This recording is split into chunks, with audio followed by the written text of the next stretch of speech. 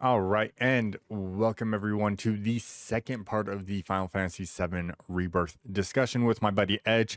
I'm pretty sure I did an opening to this one, so you might get a double opening, and I apologize, but I can't remember because I've got so much going on. So hopefully you guys enjoy, and then of course you'll see the future me, this version of me, at the end of the video.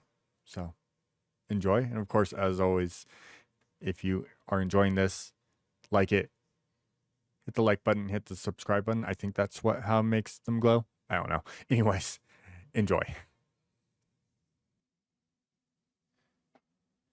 Okay, and now we're back with the part two. So I'm just going to do this intro real quick. Of course, I'm being joined again by my buddy Edge, a good friend of mine for way too long, 25 plus years. And we did we did the first part, which we got through all the way up through like halfway. I would say about halfway through chapter 8 is a good stating of that. And if you guys haven't seen it, go check the video in the description. That's the first part of this entire process that we are going through and kind of talking about all of Rebirth and kind of comparing it to the original, and of course how much we've enjoyed it and things that we don't like and things that we liked and potential like what we think might be going on or future endeavors. Hopefully we'll get to that tonight on this episode. So so we were just discussing this real quick just so we could remind ourselves. So we ended right when we were talking about the shooting at the gold saucer, and I know that's always a touchy set of words to state, shooting at any place, but it makes its context for what happens in this area, because there's this attack and it's against Shinra specifically. Person was targeting Palmer. It's Palmer here. Yeah, it's Palmer. Yeah. Yeah. And then we see there was some innocents there and a lot of Shinra guys that got shot up, and of course cameras are destroyed. And of course what we were explaining is like Cloud makes this argument of, hey, that's not Barrett's style. Barrett would have wanted his face plastered, going, nah, that's right, I did this. But at the same time, we're all like, Barrett knows the sacrifice of innocence, but wouldn't aim to get them killed. He would try not to kill them. That is one thing we've noticed about him in the remake is, yeah, he doesn't like the fact that like during the first bombing run, innocents got hurt, but at no point in time does he absolutely go out of his way to try and harm an innocent person. Yeah, it's more like their collateral damage as opposed to like secondary or primary targets. Yeah, and it's even shown because like that the middle manager, the Shinra exec middle manager in remake, he's like, he wants to punch him. That's as far as he wants to go. He's like, I'm not going to kill you. I'll hurt you, but I'm not going to kill you. Mm-hmm. So, and then we got, and of course Cloud's explained this to Dio. It's me, Dio. Sorry, JoJo reference. I cannot. Untether that, yeah. That's ingrained in our anime brains. It's me, Dio. The whole time. And we're explaining that, or Cloud's explained this to Dio, going, hey, this and that, and Dio's like, cool. I'm gonna give you 24 hours to prove his innocence, or you guys are going with Shinra. Pretty much is how he kind of explains it. The shorthand version of that. Yeah. How do you like the change? Because after that, we follow Kate Sith and we take an elevator down into the desert. And I want to know, how do you like that change? That is a huge change from the OG. Yeah, because in the OG, they captured you and threw you all down in the prison. Right, is what happened. Until basically Shinra was going to pick you guys up. Yeah. And so, like, I do like that change, that it gives Dio a little more than, he's not just like, oh, I'm some lackey and I'm gonna do that. He like gives you the benefit of a doubt, right? He's not just kind of there as like a yes man, in my opinion. Yeah, he feels more, well, again, I think that's a common thing where coming across in Rebirth is these characters that were super minor have, or even just minor, even talking about like, Yuffie and all the other characters that didn't have a lot of growth. All these characters actually feel more fleshed out, and you're like, you kind of have more feeling for them or caring about them. Um, I actually enjoyed the fact that it's not him throwing us down there. I like the fact that he's like, cool, prove the innocence. Like, Yeah. and then he straps a little bracelet on you, pretty much going, I know where you are, so you can't run away Yeah. from me. It's like, all right, Yeah, cool. exactly. It's some battle royale stuff where it's like, hey, if you leave, it's gonna detonate. Yeah, exactly. It's like, oh, so we've got a bomb on us. Cool. Mhm. Um, Yeah, definitely better. I do also like, I mean, with Dio specifically, like he always did the flexing and the stuff in the original, but they play it more like up in this one for remake with all of his like loving his body and showing off his muscles and everything. He's got that whole thing that kind of like similar to like Full Metal Alchemist when you have like Armstrong, right? oh yeah, He exactly. Yeah, reminds me of like that in a sense. yeah, 100%. I feel that too. Like, I love the entire thing of you meet him, and it's like, yeah, he's that pro wrestler. He's got the cape on, and He's even got the belt. the belt, the little booty shorts that all wrestlers wear, and he's just flex.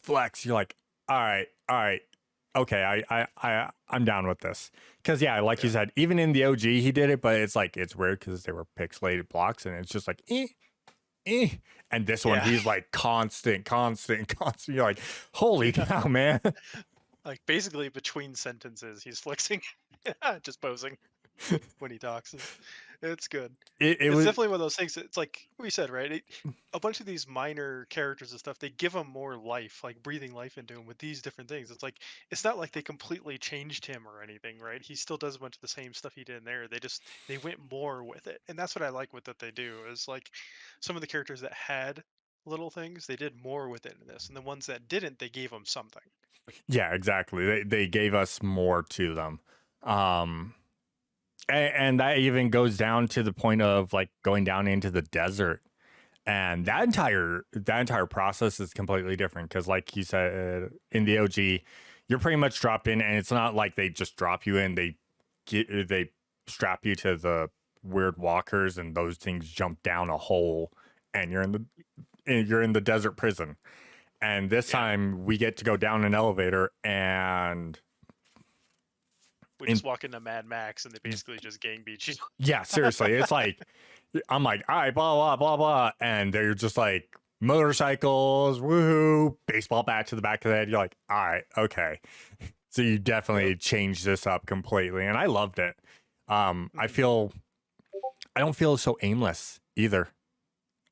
When it Yeah. comes down to it, like, it feels like in the OG, it feels like you're like trying to figure out where you're going. You're like, hey, okay, what do I have to do to progress forward?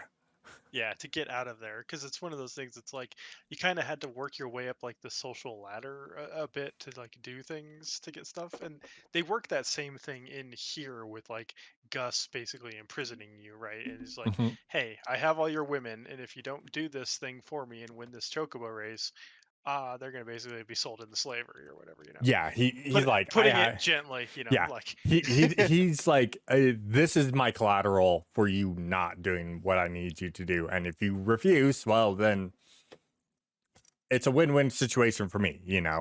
I like Mhm. Gus, because Gus is literally exactly who he was in the OG, just they changed his name, Yeah. or at least they just gave him a first name and didn't call him what he was in the OG. Yeah, it's Um, been a while. I don't remember what he was in the OG, but he's basically like, he was basically the Don Corneo of the desert. exactly, yeah, of the desert prison, which is not saying a lot. It's yeah, yeah. I mean, yeah, Yeah, Don Corneo is he's a hell of a character. definitely is. But yeah, I like the structure of this one. It's like, hey, you're gonna do this. Don't worry, we've got you a bird and everything. But and we get our little side quests, which we get Billy. back here with our chocobo from the first area. From the grasslands. Yep. And he's all beat up and weak, and so you have to go do a bunch of little quests to get Gazal greens. I think it's Gazal, or is it Silkus? I think Probably it's Silkus. I think it's Silkus in this for that one. I'm pretty sure it was Silkus. Yeah. And so yeah, by doing that, it's you need to get like 3 of them. Yeah, it's 3 for the main story, and then there's extras after that. Yeah, and the extras you can just turn in for like additional chocobo gear. Yep. Which is nice. They also still kept Esther, who was your contact for the chocobo racing, which I liked. Yes. Because she was the one that you kind of worked with that got you out of the prison in the first place to do the chocobo race. And then she also, after that, still stays your contact for being your chocobo. Yep. Being a choco jockey, right? Yep. So, well, and I then did like that they still kept that. Well, and the one thing I like to, even because this is like the big portion right there, is you have to do this, and then you do the chocobo race. And the one thing I liked is we get to see oh god, what's his name in remake now, or rebirth, the main chocobo jockey, like the big bad, like Sam. Well, not Sam, but his actual jockey, because he was. Oh yeah, because the thing is, like, I don't remember if they ever gave him a name in the original, but I always remembered him as Teo, right? Yeah. Because he's always wearing like the, I guess, Spanish style like bullfighter kind of clothes, and then he has like the weird hat with the dangly balls on it, but he's got his black chocobo. Yep. That's basically always your rival. Yep, and becomes a rival like in the OG, like later, like when you start doing actual chocobo breeding and stuff like that in the OG, he becomes a nuisance during that. Yeah, but this one, yeah, like it basically feels like, and they make alluding to it, that they're doping their birds. Because when you're walking through the Gold Saucer, if you're in the Chocobo Arena, there's the madam from Wall Market is there, and she mentions that because like she's betting on him and stuff, and she's like, yeah, with how well he does, it definitely does give like credence to the fact that he might be doping his birds or whatever. Doing something like making sure that they're enhanced, performance enhanced birds. Yeah. Some type of green, you know. What was the max green in the OG? Oh, Zeppo? I don't remember. Something like that, or something. It's Zeppo or Zeto, or it started with a something. Yeah. He's giving them enhances of those greens. Yeah, who knows? But yeah, and the thing is too, like even when you're racing him, like he's really OP. Like you have to play pretty well, and then I think a lot of his gear, if I remember correctly, like enhances you on the first lap, and that's kind of why. Yeah, he's got super power boosts in the first lap, from what it looks like. Yeah, I'd have to go look at the armor thing because you get those by winning certain races, chocobo races, by completing them. Mm-hmm. But yeah, you can get that, and so I think that like that's the reason why he's kind of like powerful. But it is nice seeing him because like in the original, right? Yeah, it was just Teo and the Black Chocobo, and like I think in the original it was all just stamina, and some of the thing with like the races with would have like either water or mountains or other stuff, which certain chocobos were much better at moving through. Yep. So with it being a black chocobo, he's good at like mountains and rivers or rivers, yeah. Like shallow water basically. But then the other thing he has too, since it's all stamina based, he is not limited to the 999 stamina cap. Yeah, he had like in the original 1,000 or something ridiculous. Well, and like the more times you beat him, it keeps going up actually, from what I remember. Oh yeah, it does, doesn't it? Because I think there's one time, I think this was back in the day, I think the highest I've seen him is like 1260. Yeah, I don't remember the highest I got him to, but there was also the thing back in the OG where you could have the infinite stamina by just holding R1 and R2 or whatever. Yeah, you're racing. So, anyways, I digress too much into the chocobo racing. there was a lot. There was a lot of tech to chocobo racing, a lot of tech to chocobo racing back in the day. No, and like in this one, like again, he's pretty rough. Like this was a rough one, or like a rough race, but it was fun. And I feel like I like it a lot better being able to control my chocobo and drifting and oh dude, the chocobo Yes. drifting is so good. Yeah, it's so good. Like I do like the chocobo drifting, and then like the thing too is for flying, you can actually fly and skip parts of the course too, Exactly. and all that. And then even the little armor things you get for your chocobo give you different abilities or like enhanced stat enhancements and In stuff. And hand, then yep. you can choose any of the chocobos too that you've recruited within a region to race with, which Yep. is also nice. So then Now, you actually get the things like, hey, this is good at going over like the mountain incline terrain. This one doesn't slow down in water, yep. and then they each have their own unique like choco abilities too. Yeah, So but during this, like, because you only get the yellow one for this yeah, one, right? you only get Um, um Pico. Pico, yeah. Yeah, I think So that's Pico. Yeah, and of yeah, it's course you can add in the armors and everything. And again, we get the race. You get the race done, and again, it's not an easy race. Like they make sure that you have to earn this race. You have to earn yeah, the win. Because man, he will blow by you in the first lap, and you're like, you're running after him. yeah. Um, Basically, like the thing is, like the first two laps, your goal is just to stay on him, and then you'll pass him in the third lap because yep, like you'll want to build up your max speed by getting the blue balloons and getting that to 10. And like every time a chocobo rams into you or you hit a wall or something like that, you actually lose some of your speed. That depending on how you're like. So if you get hit by a chocobo, another chocobo, or you hit another chocobo, it's 1. If you side slam, it's like 2, and if you frontal slam into like a wall, it can remove all of your speed buff if you're not careful. yeah, if you're not, yeah, depending upon how that happens. Yep. But you can also like um some choco abilities or armors and stuff help reduce some of that or Yep, prevent it. exactly. So But yeah, you earned this, and of course, I think the best scene is everyone watching the race, and you win, and everyone's out of the jail cell because they're all in a jail cell beforehand, and yeah, watching it, they're all out and they're all cheering and high fiving each other. It's like these guys just knocked the hell out of Cloud like 5 hours earlier, and now y'all celebrating together like you're the best of friends. yeah, right. That was pretty funny because it's just like everyone is so like entranced on watching this. I mean, because like to be fair, their fate is dependent on Yeah, this, and the exactly. dude's money is also dependent on this because he's like fronting the cost to get you in there and everything. So, but yeah, it was really funny just seeing that they're all out and they're not actually still in the Ex- jail cell when you're watching it together. It's yep. like nice. I'm like, all right, that's a good one. That was a good one. But yeah, so we get through the race. He gives us everyone comes is back in the party. By the way, at this point, we still don't have Kate Seth in the party. He's just there. He's just kind of our guide at this point. Yeah, basically our liaison. Yep. And then they tell us, hey, so the man you're looking for, the man with the gun arm, went out over here because this is where we stored him because we know he was wanted. And we're like, okay, so they captured Barrett. That's what how they make it sound. It's like, okay, they captured Mhm. Barrett, so let's go. And you have to travel the desert and on foot. And I like Yeah, the desert area better in this one than just being like this weird like clump of dirt that you can't get out of ever. yeah.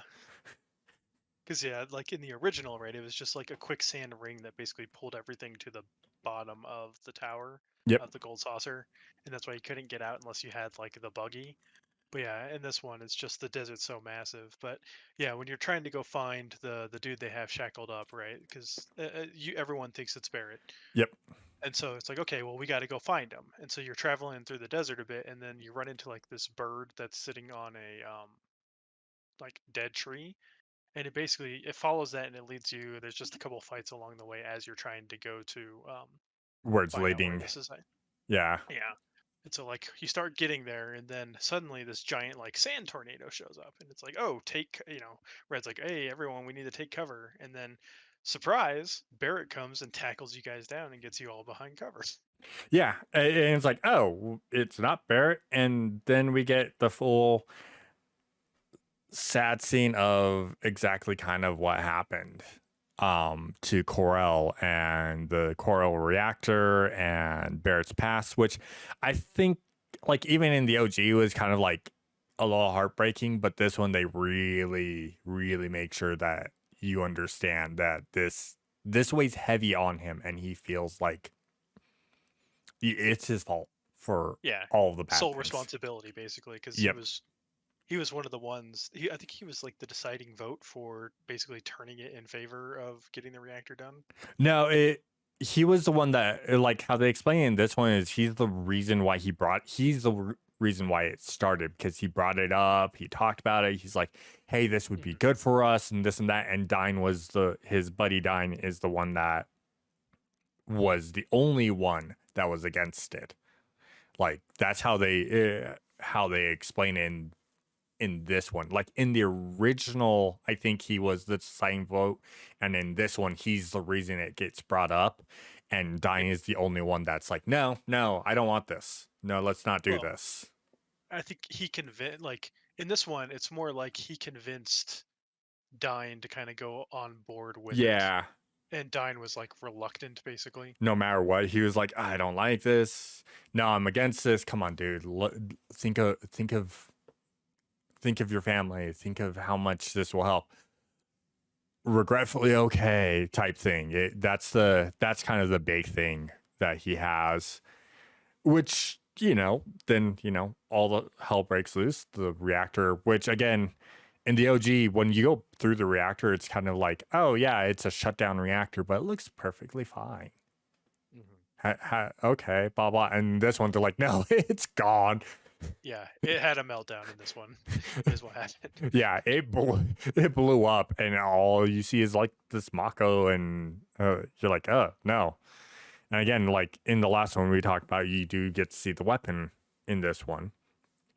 But yeah, so then we follow to where the bird helps guide us to where the man with the gun arm is, and we get there. You get your little rest, and Barrett goes, "You guys gotta let me do this. This is a me thing, so please just let me do this." And I think this actually hits a little bit harder because in the original is like a walk up talk into a fight, and Barrett's like, "No, leave me be." This one, he's like, "Hey, let me do this. Let me talk, because I know who it is." Yeah, because like in the original too, if I remember correctly, Dine was basically like at the edge of a cliff, and he was like basically crucified on like metal. Yeah, And they left him like hanging out up in the open desert. And this one, he's like just chained to a chair in like a little cabin thing yeah, in a junkyard. in a little shack, and Barrett goes in there and like rescues him. And I think that like they do in the original, like the original, he kind of is a little off his rocker. Dine is. He's like, oh, He's very off his rocker. yeah. And in this one, they really play into that he's off his rocker. Like he's like, oh, look, Barrett's over. Where's your wife? Blah blah blah. Like you're like, sir. Yeah, 'cause he's like telling his wife, he'd be like, "Hey, get dinner ready, Marlene. Make sure you wash up and get ready for dinner and stuff too." And it's just like you could see Barrett's like heart breaking as he sees him, basically falling apart in front of his eyes. And Exactly. he frees him and he like walks him out of there. And then like Dine basically kind of like comes to and realizes, oh, like Barrett is actually here. And wait, his Dine is like, my wife and child are not here. Oh wait, yeah, I lost him in the reactor accident and stuff, right? And then that kind of leads to like the fight between him and Barrett. Yeah, and then again, like Dine starts taking shots and the best part is like he realizes like really the fight starts off. It's not like he starts the fight. He's like looking and he's talking, and then he sees Cloud, and then recognizes that Cloud has the soldier eyes, and he's like, What's he doing here?" Like immediately going, "Oh, it's Shinra," and then loses it, and you're like, "Oh, this man hates Shinra so much he can't." He sees one person that's even remotely, attached to Shinra, even if they're not anymore. He just snaps. Yeah, he just I'm goes, ready. I'm just ready to go. yeah, And eyes red with rage. yeah, seriously. And that fight, I'm not gonna lie. I know you played it in dynamic. I did it on normal, Mhm. and that fight was. It's still rough, like, because he's got a whole like, and the thing is, a lot of those techniques and stuff that he pulls are all from like the original, Yep. with like scattering the mines and stuff like that, and like the little paralysis shot things. Yep, those are all of his like special moves that he uses in the OG, and you're like, oh, he did that. Oh, he did that, and you're like, oh, I hate Yeah, my the life. only thing that's new was like the whole weird like magnetism lasers and pulling like tendrils and stuff to him, Yeah, making the junk basically. freaking tentacle lasers. That Yeah, that like it's he like did that's that. new. He did that the first time. Like, excuse me. Yeah, Hello, get blasted by laser. I'm like, okay, this is no. This is all sorts of no. yeah, and so that was nice that they added some dynamism. And like the thing is, like when you get him low, like basically each third of his health is like a phase change Yep. for him. And you can see like he goes more crazy and just starts like laughing maniacally and just more off of his rocker. Well, and And Barrett's like very conflicted during this fight, right? he is. He's like, I want to try and save him, but the more the fight goes on, he's like, yeah, I don't think I can So actually you save him. save him. Well, and to go with that entire thing is you can even notice like because he does do the lasers in phase one, it's just not off very often, but they're very straight and it's like only one thing. And it's like straight and goes. Yeah, you can block it with the little debris piles around too. Yep. And then in phase two, it starts becoming like this tremor that comes up, it can knock you up a few times, and then it's the lasers come out. They're still kind of straight, but you can tell that they're not super accurate. And then phase three, it's just like, hi, laser, and you're like, where am I blocking? Where am I going? Yeah, he What am I basically doing? he goes Doc Ock over here, and he's like laser. He's got Laser multiple little here, arms and yeah. lasers. Yeah, Like, dude. And that fight, like I said, it was like even on normal, it was a rough fight. I'm like, all right, Dine, you earned your right to be a boss fight, because Jesus, man. yeah. And then Even in the original, it wasn't too bad sometimes, but if he ever got like a leg up on you, he would murder you. oh yeah, In the original.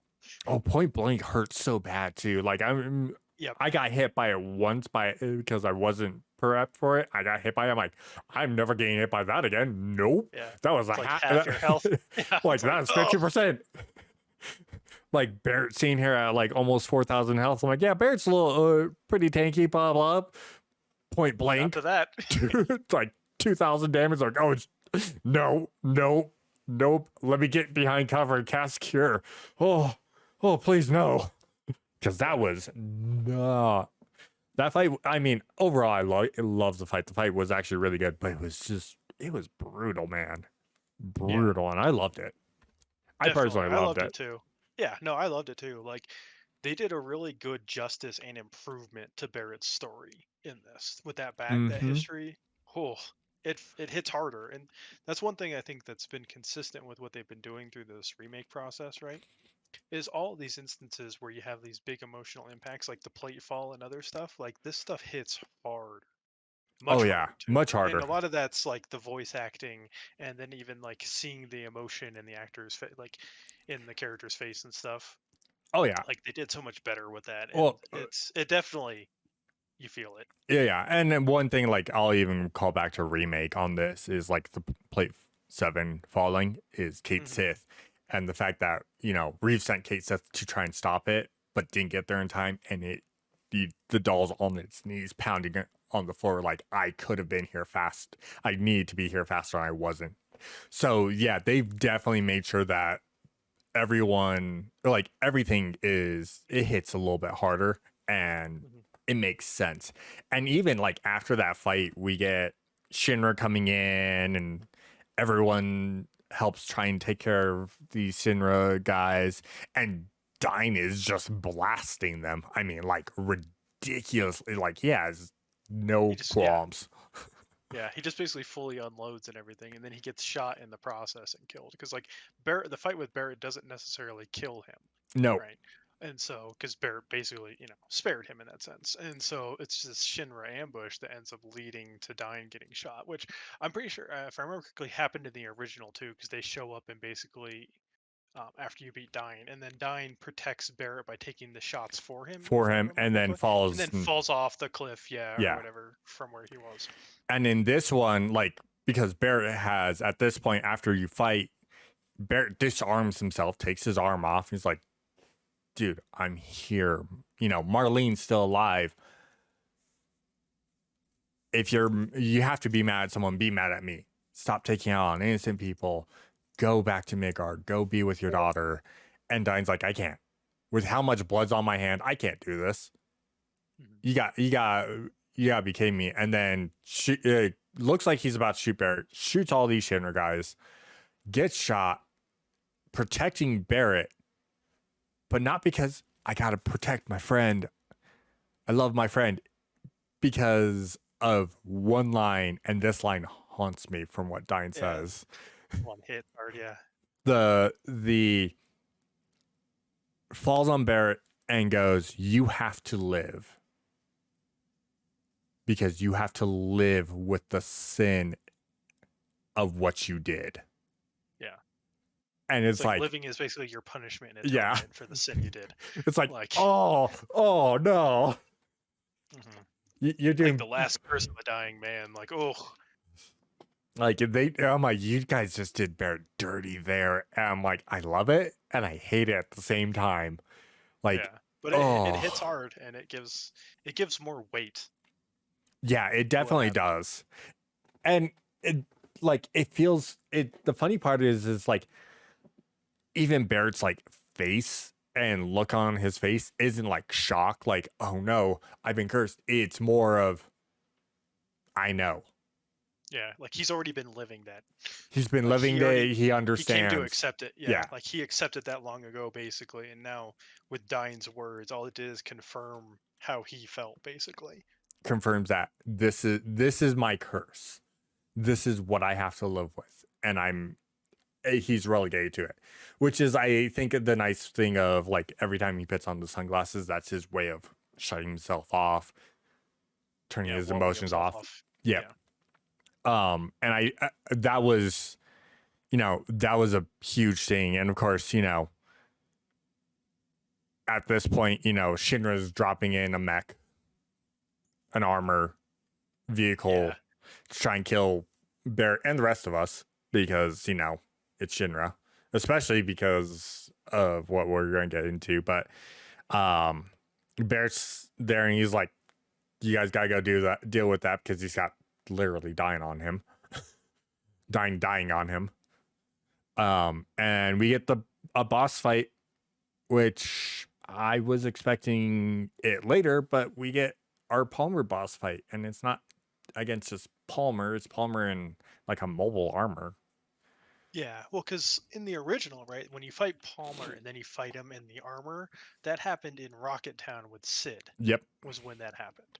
And so now we get it here right after Dine. Yep. So that is like a massive change in order of like events of things that happen. But it still makes sense because like the whole thing with you stealing Palmer's room and stuff at the Gold Saucer. Yeah, so Turks were kind of upset about that, and they're just like, "Oh, these jerks were here, and this stuff happened, right?" So it's like, here's a time for us like exact some revenge and punishment, and possibly just get rid of the thorn in our side. Yep, and it's not just the stealing of Palmer's room; it's also the fact that we cost Palmer money because we won the race, the Chocobo race. Yeah, so he is really pissed off. He's like, first my room, now you made me lose money. Oh no. And it's funny because they're like, director, are you sure you like Reno and Elena are like, are you sure you want to do this? No, they cost me money.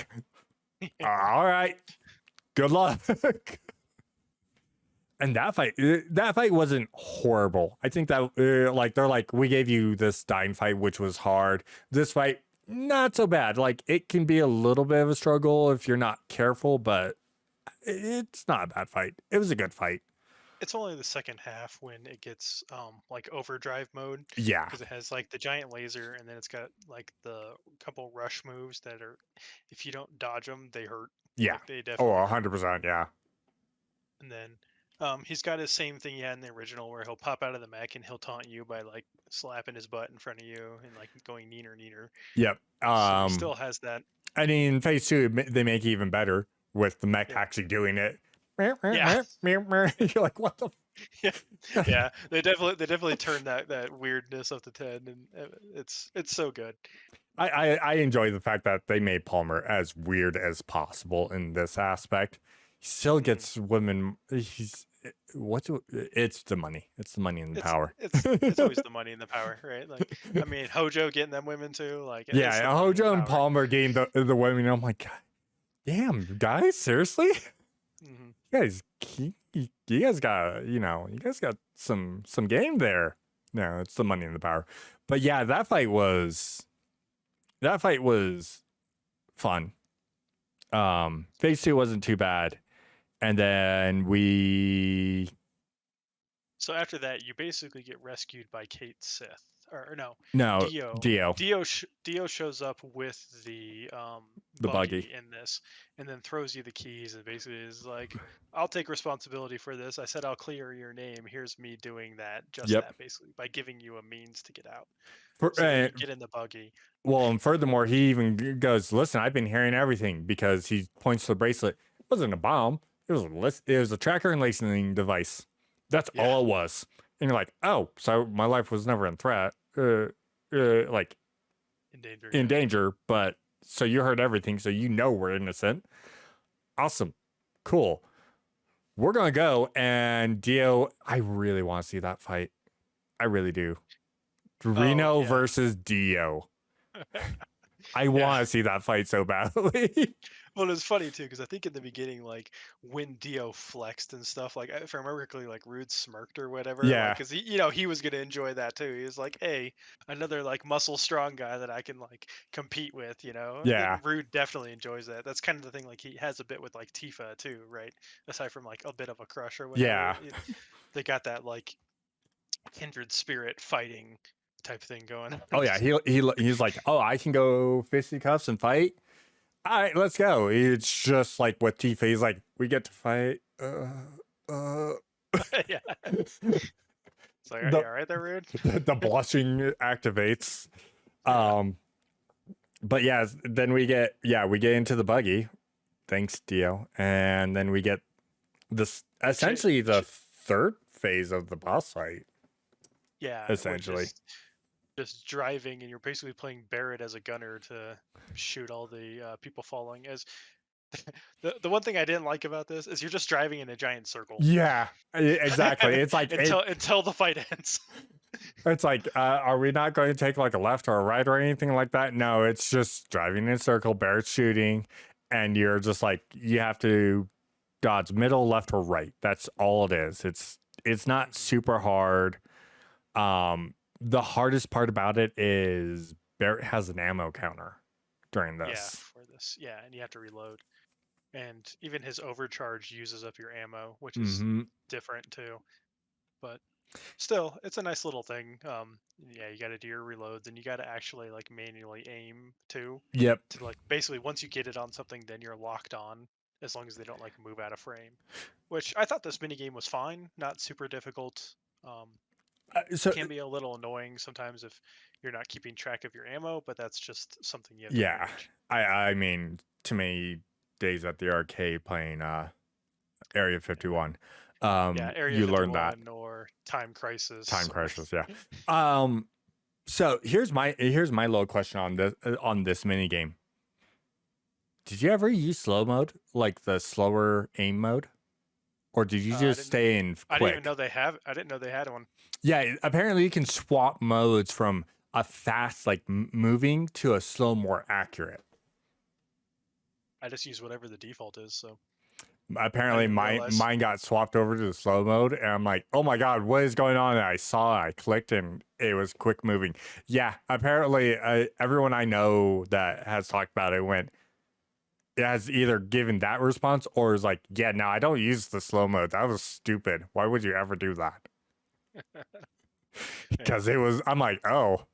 Because even the normal mode is a little slow and laggy. Mm-hmm. Yeah, but the quick mode versus the slow mode, you could tell. Slow mode's Okay. like a crawl. You're like, Yeah, it's like, why would you need to do that? Like, nothing really moves has never really required aiming to that degree. yep. Because, like, even when you get Palmer and he has, like, the laser that's the weak point, all you do is just aim slightly down to target that laser and you shoot it, and so you're good. So it's not a problem. So I'm not sure why they had that in there. So, but definitely, if they ever bring something like that back for, like, the next one, I could see we don't it need the if slow mode. yeah, or if it needs to be something that there's a like a legitimate reason for it, like why you need it. Yeah, exactly. Like, if you need to hit, like, very small specific weak points or whatever, then Mm-hmm. sure, that's fine. But Yeah, so then we get through that and we pretty much you're not out of the chapter after that fight, because after we get done with that fight, we're in the buggy, and then we actually finally get introduced fully to Kate Sith. Kate Sith now becomes a party member who became a permanent stay for my party, because I'm the weird person that loved Kate Sith in the OG and everyone hated him in the OG. And now people are like, oh yeah, Kate Sith's actually not that bad. Well, yeah, now you guys say that because Rebirth made him really good. yeah, honestly, and I'll give him that. Like, out of all characters, Kate Sith got the biggest glow up. Like, that dude, like, his playstyle is actually fun Mm-hmm. and enjoyable and has, like, dynamicism to it and stuff. The fact that you can be on or off of the Moogle and everything. So, really good. Like, The fact that the Moogle could be essentially a fourth party member. yeah, he's basically a tank, a free tank. Yeah, a free tank. That's why I use it for. But there are certain aspects of like some of his abilities, being someone that uses Kate Sith a lot, that you have to be on the Moogle to reap the benefits. And one of those abilities is the Moogle magic, which is Using a summons move. yeah, Summon material. yeah. So pretty much, when you get the ability to summon a summon, when it's maxed out, you can use Moogle magic instead, and reset your summon to 0. Essentially, it has to recharge, but you use one of its abilities. But the more you use it in a fight, the longer it takes for it to recharge fully. So there's a caveat to it. Yeah, and that's the thing is, like, you don't have to wait for it to start charging your summon to use Moogle Magic. You can use it whenever. It'll just reset any progress if some that you have. Yep. I think if you use it before that, it may slightly delay when the charging starts. Is like the only thing. I haven't tested to make sure of that, but Well, that's and this is from using it. In any normal fight that you use it, that's not like a boss encounter or anything like that. You can't use it unless it's fully charged. In a boss fight, it resets it and just takes it again longer to fully charge. So the more you use it, the longer it's going to take, and that could actually cause issues if you use summons in the game. that's So fair. Yeah. I didn't use summons a whole lot unless I kind of needed to, but the only summon I really used in this one was Phoenix. Like, I used every single one at least once so I could see them, because yeah, same. I mean, the only other ones I've used, well, I'll get to that once we get to the regions. So I don't want to yeah, spoil some of that, but yeah, anyways, yeah, which like once you're introduced to Kate Sith, right? That's the begin. Well, that's actually the beginning of the next chapter is when that happens. is that I thought it wasn't until Yeah, you hit the area outside of Gunganga. Gungaga. Oh, no, because that's part of that Oh, beginning that is part chapter. of it. Yeah, that's Yep. right. Yeah, so yeah, we get Kate Sith. That's the start of chapter 9. And yeah, we get to explore the desert, and they made the desert a lot better. Instead of just being that, like you talked about how it's like this quicksand that pushes towards, it's now just this vast area. And if you do the region stuff, they actually explain that it's because it was a desert that started slowly spreading, but because of the Mako resources used to power the gold saucer, it has expedited how fast the desert has grown. Yeah, it's basically the desert spreads because of overuse of the Mako. Yep. Which I'm like, all right, that's actually really cool. That's a really good, little interesting concept. Yeah, most definitely. Like, it gives a little more, like, because it lends credence to what Barrett said, like, before, when you're in the gold saucer heading to the hotel. Where you He's got just like, pissed. how, yeah, he's just like, how much Mako are they using just to power all this, you know? Yeah. And that kind of gives credence to, it's like, yeah, it's actually doing some damage to the Earth, to the planet, right? And so that's what you see from it. The other big thing too with the like desert region, right, is there's these like shallow bodies of water that normally you'd be able to swim across, but there's like a whole bunch of debris in them, and Exactly. Yep. it basically prevents you, and only the buggy can go over that. Yep. That's how they, because they gave us swimming in this. They're like, how do we stop people from just skipping forward and going? Well, the debris you can't cross over because it's like too much debris, type of thing of you could possibly drown. So the buggy can go over that. Yep.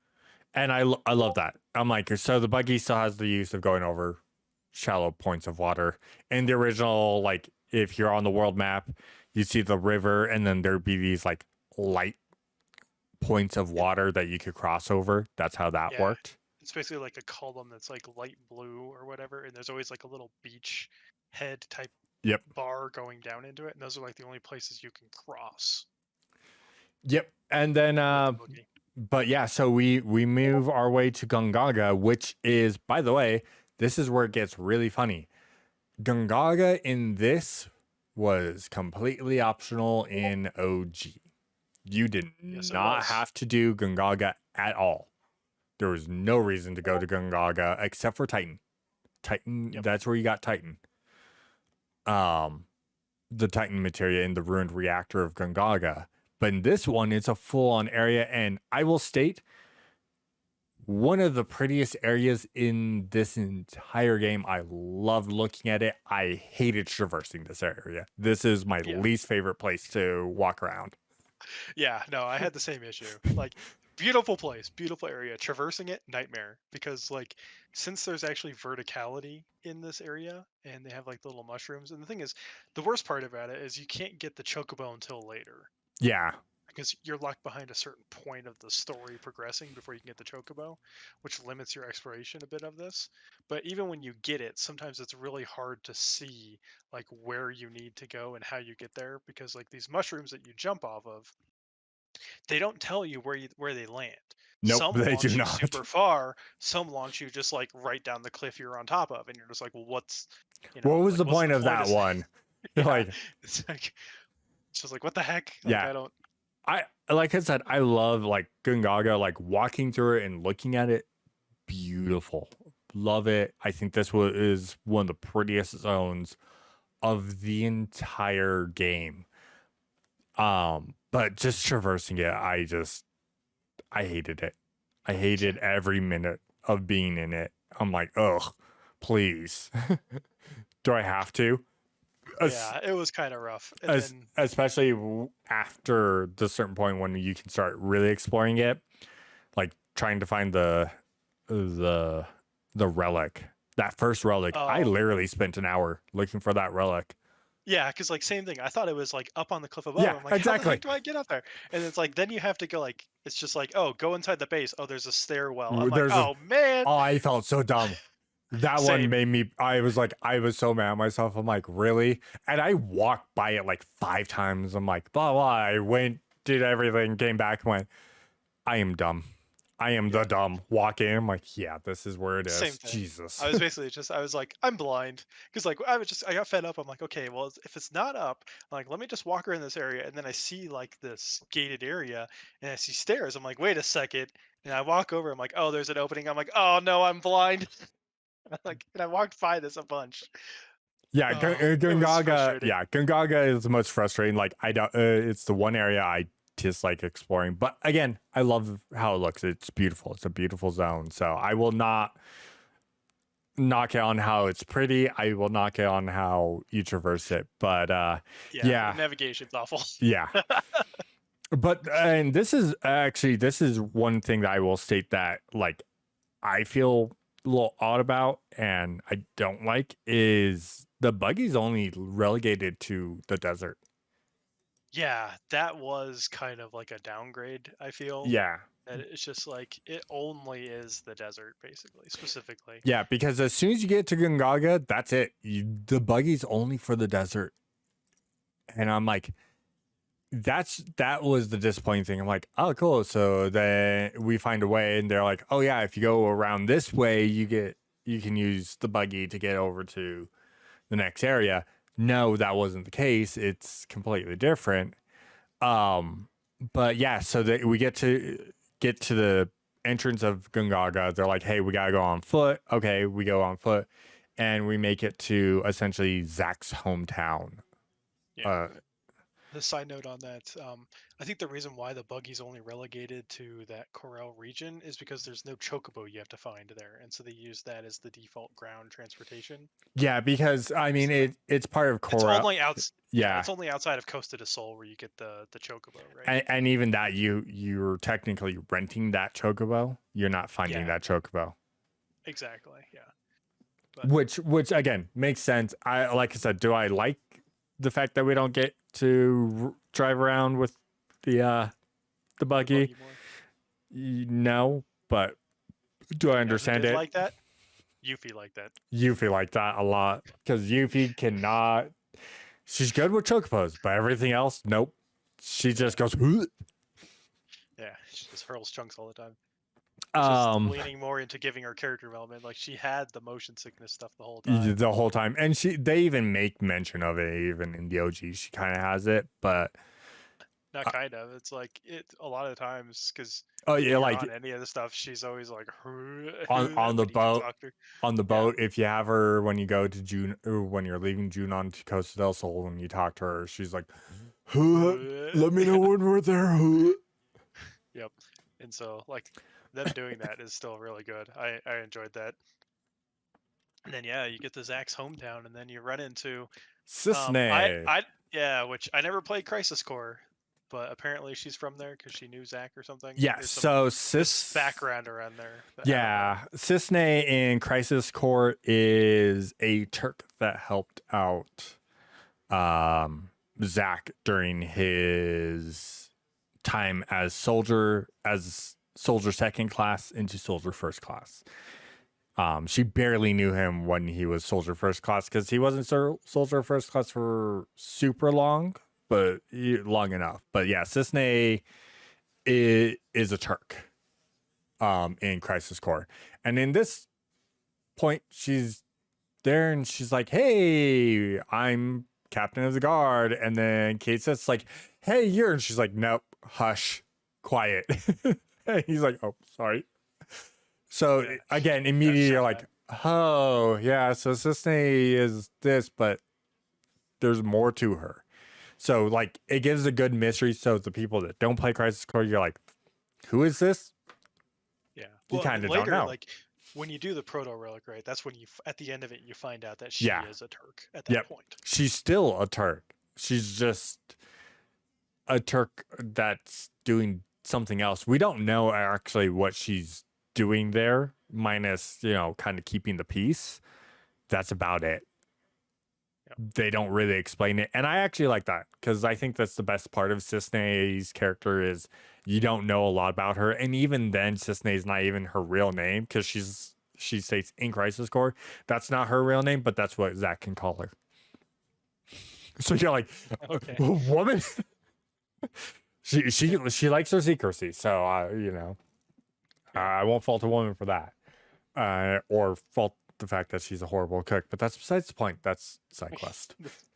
That is a side quest, and my favorite reaction is one of the things Cloud says that you can choose is like, why does the kitchen look like a murder scene? I chose that one. I had to. I'm like, and her so reaction is just like the tomato gave me a fight. Yeah, it's so good. Anyways, yeah, when you meet Sisney, right? Well, first thing is you got the prediction from Kate Sit that led you Let where us here. it's like Mushrooms. mushrooms basically is like your lucky food, and so it's like, hey, where you're going is Gungaga, which is famous for its Gungaga mushrooms apparently. Yep. And so you when you get there, you guys see the mushrooms and you talk a bit about it. Then you run into Sisney, and then Sisney's like, "Hey, you guys don't," introduces herself, and she's like, "Come with me because I'm gonna like pay some respects, basically to there's like a memorial for the meltdown of the reactor that happened." Yep. And so with that, she kind of gives you a rundown of things that have happened and kind of why, as like Shinra, she's here because it's like she feels partly responsible for like they didn't do enough, and so she's trying to do some Some good damage by the control. people. Yep. Yeah, good by the people there I, is like the only little bit you get about of that. yep. I will state. Can we talk about how Cisne did our boy Kate Seth wrong because he found like the perfect Gungaga mushroom? He's like, oh yeah. He's so happy. And she's like, nope, mine. You're like, Yeah, just straight took it from him. Yeah, oh my god, poor Kate Sith. I felt so bad for him there. yeah. Well, especially because that's probably one of the things that went into that awful catastrophe that happened in that kitchen in the side quest. Probably. But yeah, Uh, so yeah, we get a little bit of a brief like kind of rundown of Gungaga. We get to go meet Zach's parents, which Aerith's over there, and that's like a heartfelt moment. That really is. And I'm not gonna lie, Cloud's kind of a dick at this point with Aerith I, on that one. yeah, he was a little rude. Just a little rude. And like I get it, and that's probably me too, going, well, he's probably dead. Not gonna lie. Yeah, But the way he states it was he's like, like some loser. He's not worth your time or whatever. yeah. Yeah, it's like, oh, I'm like, damn, dude. Damn. cold as ice. I mean, I don't blame him, but Hmm. you know, again, I'm also seeing there. I'm like, I'm the person who's like, yeah, he's probably dead, but you know what? He was a soldier. He probably went out like a boss. Like I try and make light of a situation. There's no way, like that. You know me. You know my family. Hmm. we death. We're like, oh, that's a horrible thing. We make light of the situation because we don't like grieving. We like remembering the memories. So, Hmm. but yeah, we get that. We get a little test from Red Right. on what is a Gungaga mushroom, and if you weren't paying attention, you will fail this. Yeah. Wait, like I got it wrong the first time, of course, because like I got the one that's a variant of it. I'm like, oh man. Yeah, and I chose the one that he's like, oh yeah, if you want to die. I'm like, Yeah. Like oh, yeah. Yeah. I got the It's like, straight up oof. like poisonous. You will die from this one. I'm like, oh okay, Yeah. I'm just bad. And then one of my favorite parts is like you can run into Barrett and he's like, hey, if I were to settle down here, like what type of vegetable or whatever like thing would I grow? Like what did you choose for that one? I didn't. I don't remember. Actually, no, I didn't run into Oh. Barrett to talk to him on that one, Oh, okay. so I It's didn't get funny. to choose. Yeah, this led to one of my favorite lines in the game is so like when I did it, I chose onion. And the Barrett's like, "Oh, why onions?" And then Cloud is like, "Oh, because you cry all the time, so it wouldn't be much different or something like that." And I was like, "God damn!" Damn! Like he straight murdered Barrett. And I was like, "Jeez, dude." Just Holy cow! yeah, like Damn! yeah, it's like whew, it got me, man. I was like, "Damn." Oh, I Cloud, missed that. Oh, that would have been a yeah, great reaction. Cloud is savage for that. Cloud is a savage. Like, yeah, like all the interactions are pretty good. Like Tifa doesn't have a very strong one. Yuffie's got, I think, the best thing.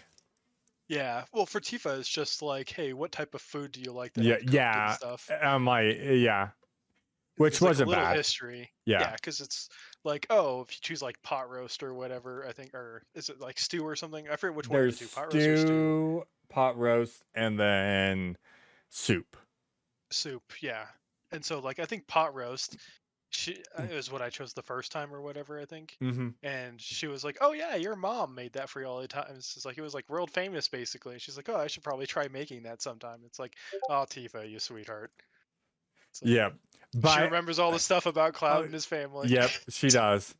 I just loved, and I have to state this. So if you go and you talk to Yuffie, because she doesn't have or she does have a little choice to boost her a little bit, but she's seen there in Cisne's house because Cisne's like, hey, you guys can stay here free of charge. It's an open door policy. And you're like, all right, cool. Yuffie's just sitting there, laying on the couch, waving her arm, singing. And can we appreciate the voice actor for Yuffie? How she just turned around, she took something, sang it well, and it is amazing. And it's her theme song. It's Yuffie's theme song, just with words to it. Yes, I definitely love that because she's just like, I'm bored, so bored, or whatever. I And then loved it. it's like, and you can't get an encore or whatever. Yep. And then she actually changes it to like the Momoteria one, Yep. like the slight variant, different one. And so it was really good. Like I definitely enjoyed it. Like she's such a kooky character that they made her into and like enjoyable. And They made oh, her into a very enjoyable teenager, and that's the thing. yeah, She's 16 still, so granted, you've been to Japan. We know yeah, Japan. There's different things, but Claude's also only like 20. He's 21. 21, Yeah. because Aerith's 22. Aerith is a year older. Tifa and Cloud are the same age. Barrett is like 28 to I thought he 30. was like, yeah, I thought he was like around 30. Yeah, he's close to 30 because Sid is technically in the OG of the main cast. So not Yuffie, not Vincent, the He's the oldest. oldest Yeah. at 36. Yeah. And when we get to Vincent, we don't know Vincent's age, and we never have known Vincent's actual age. So Well, we know he's old. That's we it. know he's old. Like he's old. Yeah. Um, So yeah, after that, then you can rest up because basically Cloud needed to take a rest because he's like getting headaches and other stuff, and yep. um, they hint that it's like the soldier cell degradation stuff that's been mentioned in like when you hit the doctor in Barrett's hometown and stuff like that. Yep. Yeah, because the degradation of soldiers is happening to him. And of course, they never explain how long it takes ever. Some people it takes no time at all. Others it takes years for it to fully do it. We on the outside kind of know a little bit more what's going on, but we don't know 100% what's going on. And we will get into that before too long. But yeah, so we get to rest. And then You're woken up by a very loud sound. yeah, It's like some type of screech that you don't know. yeah, you're like, what's going on? Screech. So this is where we get a party split where it's Barrett, Cloud, and Red 13. Yeah. Yeah. We get we get a boys girls swap party split on this one. Yeah, I think you also get Kate Sith. He comes with you. Too, Oh yeah, Kate Sith does join the boys.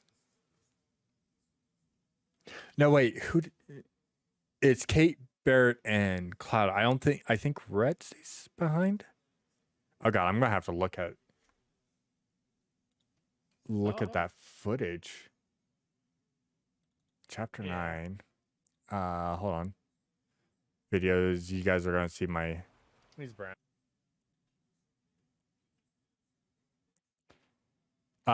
Kate Sith, Barrett. Yeah, so it's all the boys. Kate Sith, Barrett, Red, and Cloud. I pulled it up. I'm looking at the boss fight we have with the boys. That was getting my ass handed to me by, apparently. Oh god.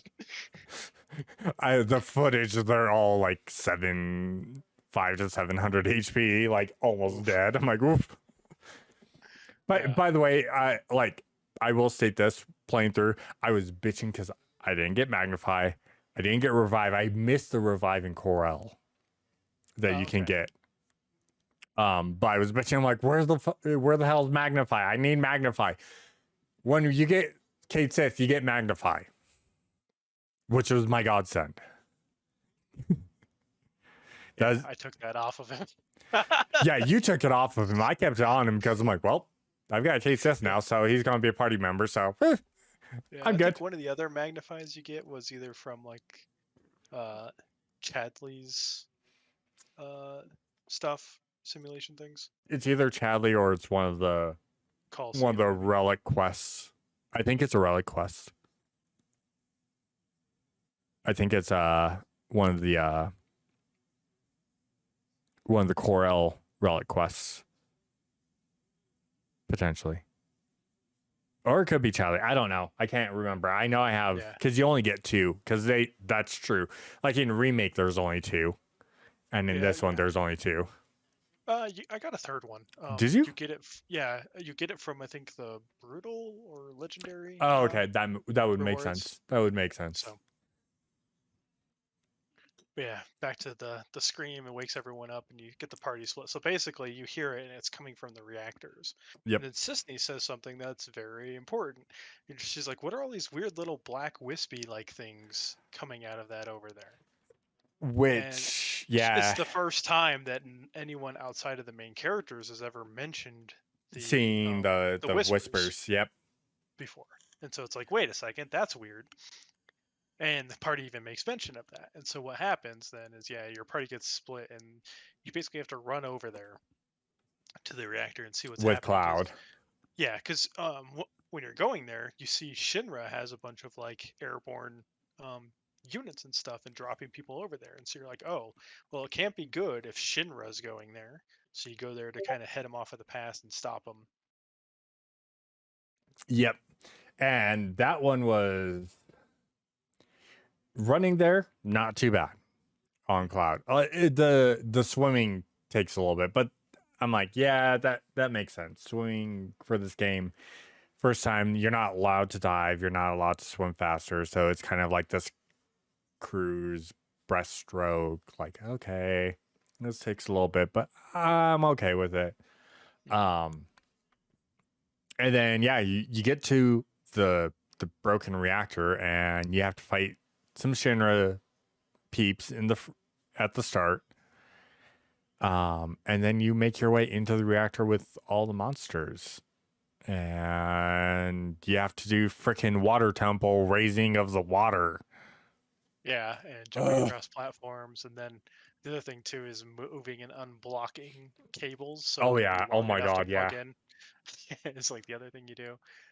So you do that, and you eventually get to the point like you see Sephiroth actually baiting Cloud and like leading him Oh, in that was the further. best part. He's like, come on. It's that the Geico commercial. I got $1 for you. Oh, almost got it. That's how I look at Sephiroth during this entire point. It's like, oh, you almost got me. He's running like, wait, come back. I like this area wasn't. I didn't care too much for Cloud's group going through it. It was a little annoying, but it wasn't horrible. But this was also like the first time I got to use Kate Sith, so I'm like trying to get used to using Kate Sith for this. So it was a little interesting. For it. But yeah, I liked the entire going through. And of course, we find out that, Scarlet's there too, because they saw that there's a weapon there and they want to capture the weapon. That's why Shinra's here. So they want to capture the weapon that's at this rundown Mako reactor. And it kind of leads back to like what was in the remake with the original, that she was doing like synthetic materia trying to create or whatever. Mm-hmm. And I think she's trying to get like the core of the weapons, right, which looks to be that giant orb of materia. Yep. Yuffie mentioned it too, right? That she's like, oh, that looks like a very big orb of materia. I want that. But yeah, so during this thing, you actually start going down into the into the reactor to like the pool of Mako, basically, and you end up fighting. Um, there's in part of the cinema earlier that shows Scarlet deploying stuff. You see some weird thing like in a tube, and you're Yeah. like, "Oh, what the heck is that?" Right? Well, you find out because she launches it, and what is it? One of Hojo's experiments that he's basically letting her use so he can get test data on. And By so you end the up finding, Yeah, yeah. and by the way, on the video, that's what you guys saw for a brief moment of me pausing, going, "Oh yeah, there it is," and I was getting my shit rocked in by that thing. Yeah, Hojo wants more data because that's what Hojo cares about. He cares about the data. He wants to improve his experiments. Oh, Yeah, as was evidenced by the Shinra 8 Queen disaster. Yeah, that. yeah. So he's not above that, and so you end up fighting that with the guys team there. Um, After the fight, after you beat it, Scarlet, it shows Scarlet in like this red mech thing that she has. She brought with her. So She beginning to charge a laser and firing at your crew, and then swap and go back. ki- And it's like, oh, back before this is what the women were doing, and Yep. so you end up playing the female side of this. And So I'll bring yeah, go ahead. we'll bring this back. Um, this isn't the first time. I know you haven't played Intergrade, and you need to because Scarlet is a boss fight in Intergrade. She Oh, uses a red mech suit. So can we just go ahead and call her what we need to call her? She's Char. sure. She's always in a red mech. Yeah, Because if you've played OG, you know. If you know, you know. yeah. Because that's the thing. It's like me seeing that red mech. I'm like, it's a little too early for that. I know, But yeah, right. So because like in Intergrade, it's kind of like the bare bones. This one's the upgraded, so I'm like, okay, I see how so yeah, I so see they're what they're getting there. doing here. I see Yeah, what they're so they're doing here. okay, and that makes sense that they're like building up to that, and it's like, okay, So yeah, she gets ready to fire the laser. She's about to fire a beam, and yeah. we switch to the Charge up women. my laser. We switch to the women, and the women start getting ready to go. And Sisney goes, "Hold on, wait. Here, use the chocobos. It'll be faster." And she also gives you a grapple gun. Yep.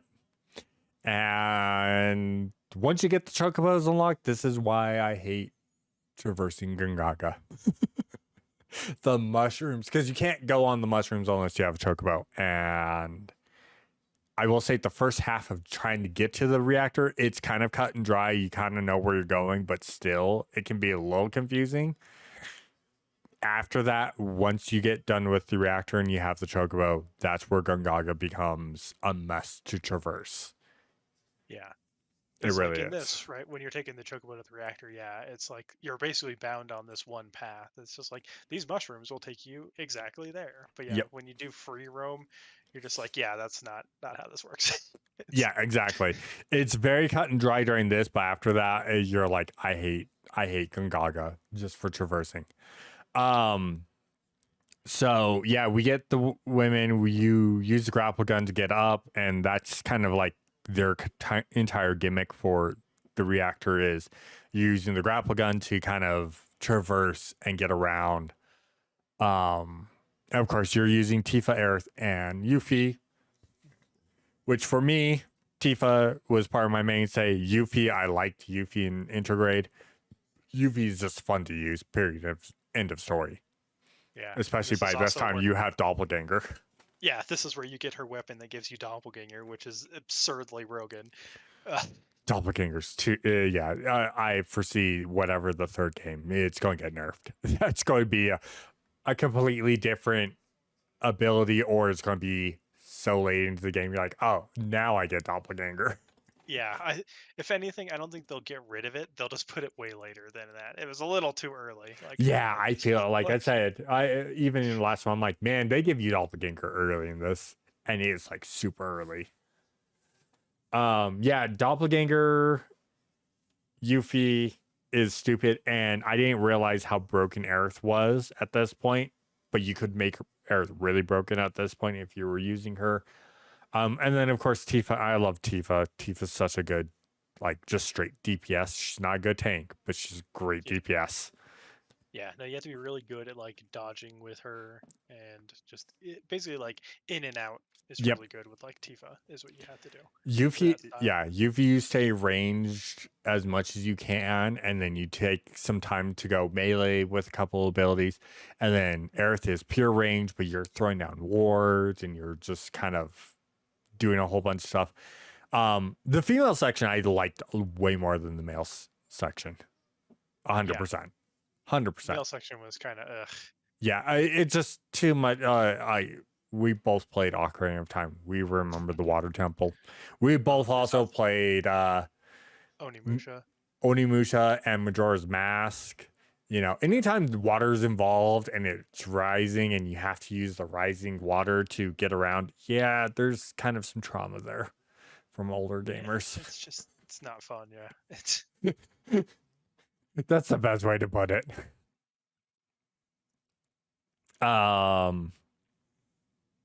Yeah, so we get that, and then we get our Scarlet fight with the girls. Yep, in her mech. In her mech. And I'm not going to lie, that fight, like the fight with the guys against Hojo's experiment, that kicked my ass pretty good. But Scarlet, like, I didn't get critical like I did with the boys, but that fight just felt like it went on forever.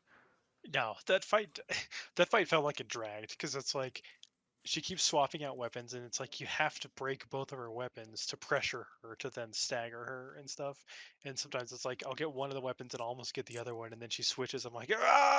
Yeah, exactly. I'm like, come on, man. Why you gotta be like that? Yeah, that fight just felt like it just dragged on forever. Like I said, the Hojo fight, the experimental, was a rough fight. It really was. Like for me, like I think I'm pretty sure. I think I retried twice on that. It was a rough fight for me. But Scarlet just it dragged. It dragged on way too long for me. I did not like it at all. I stayed on Yuffie most of the time on that one. Yeah, I mean the same thing. I stayed on Yuffie for most of that too. It's because like, well, she has the ability to be whatever element you're weak against, and it's electricity. So I'm like, hey, okay, she can do whatever, and she's very good at just like targeting and blowing that up. But Yep. yeah, it was rough. It just took forever. It did. But you know, of course, we get through that fight eventually. Yeah. And they're trying to pull the weapon out of the Mako. And Tifa goes, try and stop it. Scarlet's like, hey, I'm going to just shoot Tifa. Like, I'm going to try and kill her. And of course, during this, Cloud is kind of like down and out because of the Mako poisoning. Yeah, he basically like, as part of the previous fight, you got like knocked down to this lower level where it's like a lot of Mako, and he's like got a really big face full of it, and so it kind of like left him reeling, right? And so when Tifa kind of gets knocked down the way and she's about to get shot, and she basically gets surrounded by a bunch of Shinra soldiers, because Scarlet basically takes control of this crane to try and pry the weapon out of the Mako. Yep. And so Cloud eventually shows up and just starts like, you could tell when he gets in this, he's like not himself, and he basically like flashes of Sephiroth like control basically take over him, because when he hits these guys, he actually straight like just murders them. Dude, I will not. I got chills when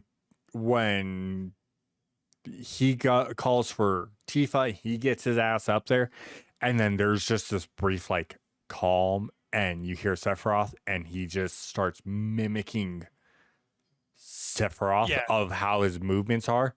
Oh, yeah, I got chills. Like, the stance and stuff. Oh, yeah, you're just like, ooh. I got chills. I was like, Cloud, my boy. Yeah, you're like me and you both, because like, yeah, when he pulled the sword up into like the thrusting position that Sephiroth does, it's like, oh no, it's like shit's going down. Yeah, I got chills from that. I'm like, Same. This is just, and he was so cold about it. Like, dodge fire, dodge a gunshot, just walk up, kill the guy. You're like, he had no qualms. he was Yeah, just straight. no mercy, just business. And then yeah, we get all that, and then Tifa kind of snaps him out for a second, and you get Sephiroth right there, the image of Sephiroth going. I killed her. She's dead. There's no way she could be alive. Yeah, she's a That fake. oh, and her going, I can show you the scar. It's me, and then him going, well, Genova can just become anyone, even the people closest to us. You're like, oh. I tell you, man, I lost my cool there. Well, yeah, because at that point, like Cloud slashes at her and she dodges him back. But what happens is then she now is falling, and right as after he slashed him or slashed at Tifa, he actually regains composure and sees what he's done Yeah, and lose it. as she's Yeah. falling. Yeah, He's like, oh no, what did I? Oh no. And he screams out for Tifa, trying to reach for her, and she falls into the Mako, and she's trying to swim. And everyone's like, come on, Tifa, get over here. Come on. Like everyone knows, even Tifa knows this is not a good place to be because A, I'm in Mako, so Mako poisoning. B, there's a weapon here, and everyone's trying to get her over, and she's getting closer, and then the weapon grabs her. And that was, I will state that threw me for a loop. yeah, because I was like, I don't remember that happening, right? I Yep. do remember her falling into Mako, and I don't think it was at this reactor. I think No, it was a different it's one. much later. It's Yeah, it's actually, a disc it's two. this, no, just 3. Is it? Yeah, it's during the weapons assault is the best way to put it. It's when Cloud's a vegetable at that point. Yeah, correct. Yeah. That's when that happens. So her falling in now and then getting swallowed up and going into the Lifestream is completely different. We're all like, I was like, when that happened, I was like, what?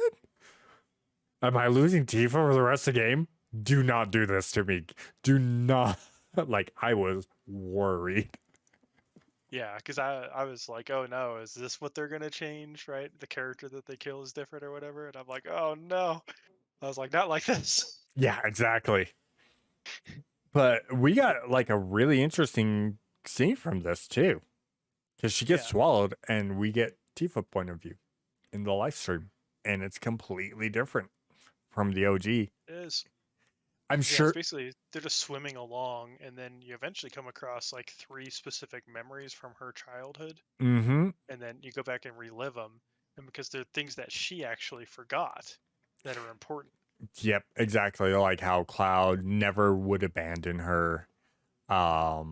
Like how people like Cloud was always like a center point somewhere in there of Correct. her So memory. like, yeah, the 3 instances you get right is like from her house, she was gonna go cross the bridge because the local legend is like, oh, when you're well, one of your parents or your parents are dead or whatever, their souls will cross that bridge and you can like meet them over there. So it's like a challenge of courage, I guess, for like the kids. Yep. So a bunch of the other kids that she spent time with like egged her on to go do it, and Cloud is the only one that's like, hey, you shouldn't, it's dangerous. Yep. And they're like, oh, I guess Cloud wants to come, and it's like, well, they kind of left him behind. And then the next one you get is like the bridge incident, and so like she's going to cross the bridge, but the other kids that egged her on actually left and ran away because they were scared, and Cloud was the only one who went out onto the bridge to try and like help her and be like, no, we got to go back, and then she falls. Which is the incident that they talk about in the flashback of you remember what happened to her last time she went out there because that was the last time she went across that bridge. Yep. So that's a good little point that she forgets. And Yeah, then the other thing is the water tower, the promise they made the night before Cloud leaves yep, is that if he becomes a soldier to be a hero, that if she's ever in a pinch, he promises he'll come save her. yep, which And is the that, biggest promise for those yeah, two. exactly. And that, I mean, that was alluded to and talked about in the original remake, right? So when Cloud showed up to help her with like Avalanche and all the stuff that's going on, that was part of like fulfilling a bit of that promise, right? Yep. we obviously, if you know, you know. Hmm. There's another thing, but if you know, you know. If you don't know, Yeah, you'll find out eventually. yeah, yeah. Or you can play the original. Yeah, play the original. Because again, the remake series is much more of a sequel than it is just a complete remake of the original. It Yeah, is it's like it coincides with the original. correct. Yeah, it's not like a retelling or revamp of the original. Yeah. It's very much like its own that runs side by side with the original. Yeah. No, I will state like it's an interesting it's an interesting little thing. And there's a little bit of a theory that I have because after this the weapon goes and um it's got its own set of whispers. There are these white whispers and then there are black whispers, and no, we're not trying to be racist. That's literally what's going on here. Yeah. Um but there are we see both the weapons we've now seen, the one that's in Gongaga and the one that's in Corel.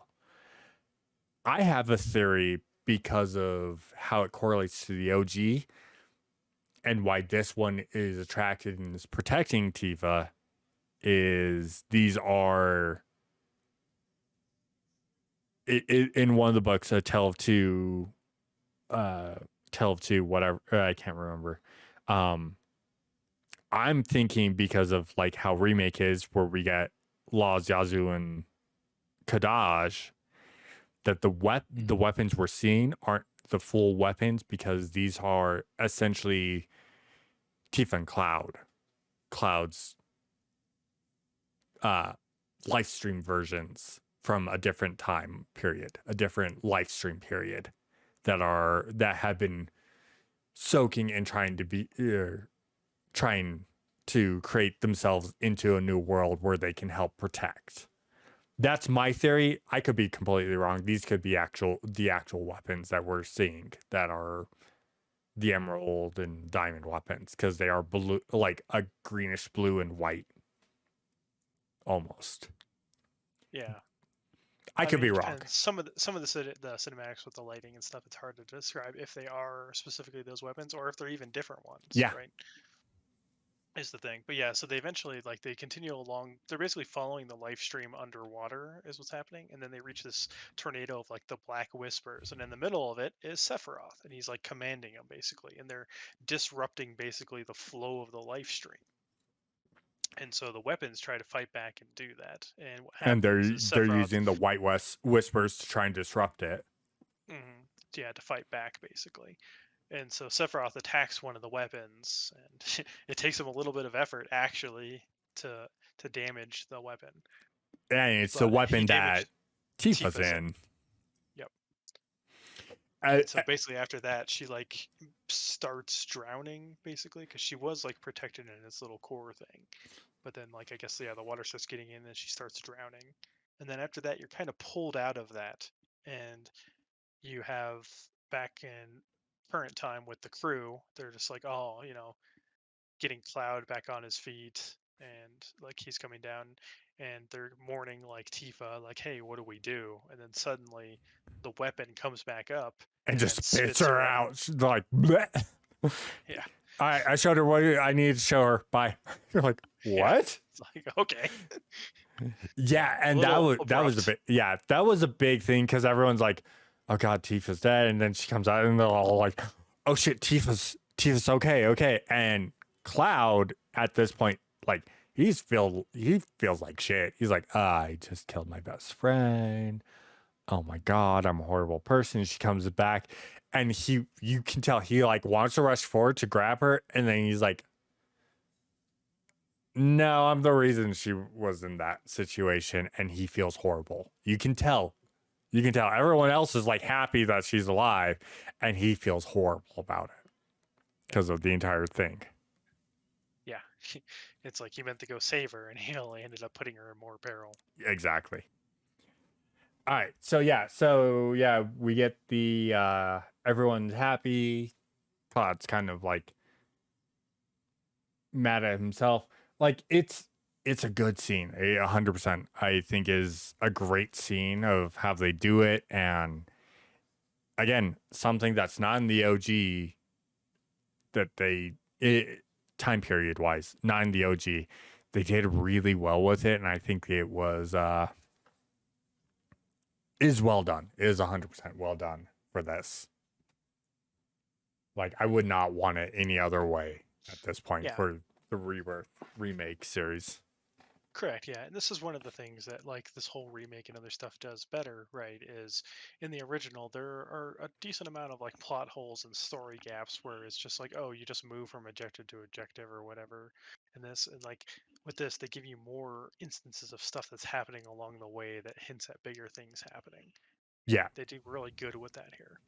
And again, this is in an area of like originally what in the OG was optional. Yeah.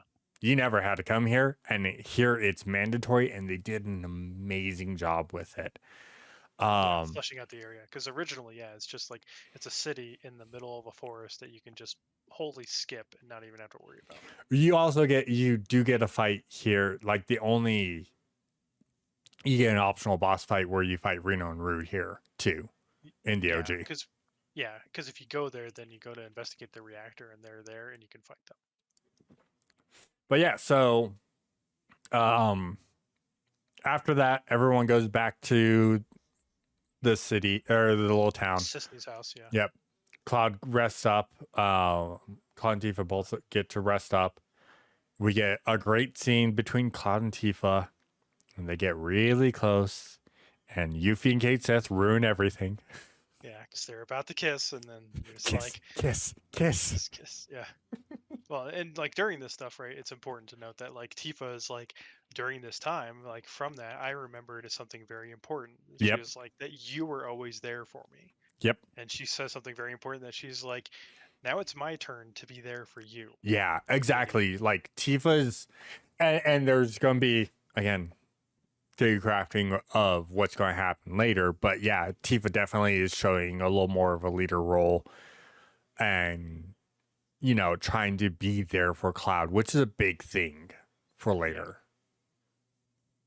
Yeah. And I think that was a great thing that they did there, even though I'm like, they're getting ready to kiss. Cause you know, I've always been in the camp. Tifa and Cloud get together because Aerith and Zach are always supposed to be together. That's how I've always been. But I support that too. Yeah. It's like, to me, like it makes sense. And personally, like Tifa does a lot more for Cloud than Aerith does. Don't get me wrong. Yeah, Aerith does a lot for Cloud, but she's more of the guiding step. Tifa. Yeah. And like, so. But I love the fact that it's like they're getting ready to, and then you get that interruption of Yuffie, kiss, and Kate says, "Shut up." Yeah. Oh my god. Which then interrupts the whole thing, and you're just like, dang, they killed the whole fan service. Talk about ruining the mood, man. Yeah. Which of course then breaks everything up and stops the kiss, right? From even happening. And then we get to leave Gongaga. Yeah. Well, before that, like Tifa comes out, they see she's okay, and then she explains what she saw and what happened, basically. Yeah. I think that's a great thing. And not to mention, if you guys missed it, don't forget that Yuffie has a weapon in Cisne's house. There's a weapon in Cisne's house. Like, you walk out, it's literally right there. You will miss it every single time, but after, it's like right there, and you're like, oh, I should probably grab that. I know people still that missed it. I'm like, how did you miss? Like, it's right there. You see the weapon. Yeah. Like, I missed it beforehand, but after, I'm like, oh, I need to grab that. Yeah, no, you get the entire lore dump there of Tifa explaining to everyone, and then we leave. And again, I'm mad that we don't get, the buggy to Cosmo Canyon, but instead we go to the airstrip because there's now an airstrip, and we get. You can't get to Cosmo Canyon by the buggy. Nope. But now you get to take a plane. and it's not hey, you call it's a or shoot up a fire, it's a smoke signal. And we get our introduction to Sid, which is what really threw me for a loop, is Sid being this early. Correct. Yeah. Because it's normally not until after Cosmo Canyon. Yeah, Well, I think. not till Rocket Town. You Yeah. do Well, not 'cause get to meet Sid till Rocket Town.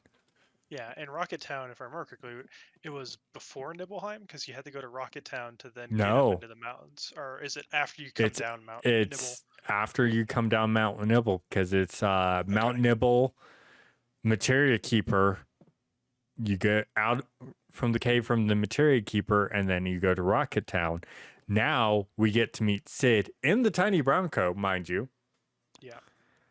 And I love how the tiny Bronco looks in this game, and I love how Sid looks. The only thing I don't like is he's not smoking a cigarette, but I can get past that. Yeah.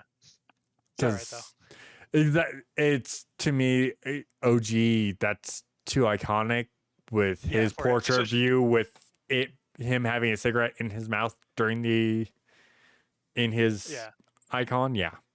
Well, and the other thing too is he had the whole pack of cigarettes in his like headband thing or Yep. whatever. Yep. He was an avid smoker. Yeah. He's turning a new leaf in this version. I'll okay. Yeah. Coming from being a smoker myself, quitting cigarettes, that's good for him. Good for Sid. But yeah, we get to go from an airstrip from here to Cosmo Canyon this time instead of like taking the buggy over. And that was that was an interesting little thing. We get that he kind of was like, I don't know if I can make it, but we'll make it. Like he's confident in himself. And when you're flying, when you're flying, you actually get to kind of move the plane around. And I'm like, oh, this is kind of awesome. I get to I don't get to control it fully, but I get to kind of fly the tiny Bronco a little bit. This is awesome. Yeah, you're basically like a little on rails and you can move a bit in between. So if you played like the space shooting game in Gold Saucer, it's very much like similar to that. Yep. The other thing I noticed is you can use the dual sense to move it, but it's kind of laggy and not good. Yeah, And it's so weird laggy. I straight turned that off. So I was like, ugh, no. But then you end up what is it, landing in Cosmo Canyon, and from there Red 13 is like, hey, let's go over there and meet this. And so part of this came up, right, is the just post discussion when Tifa woke up was just like, hey, she told him about the weapons and that they're fighting back and stuff. And Barrett made the suggestion. And he's like, well, where do we go to find people that are knowledgeable of the planet? And Cosmo Canyon came up. So that's why we're on that path. Yep, exactly. Yeah, that's yeah, and both where Edge and I live, there's an area where we live that like as soon as you land, I just sat there, I'm like, holy shit. I'm like, I know this place. Because we literally have an area that is filled with red rocks that is very much like kind of like that. And I'm like, I as soon as we landed, I'm like, oh God, I'm home. Yeah, I saw that too, and I'm like, oh, that looks familiar.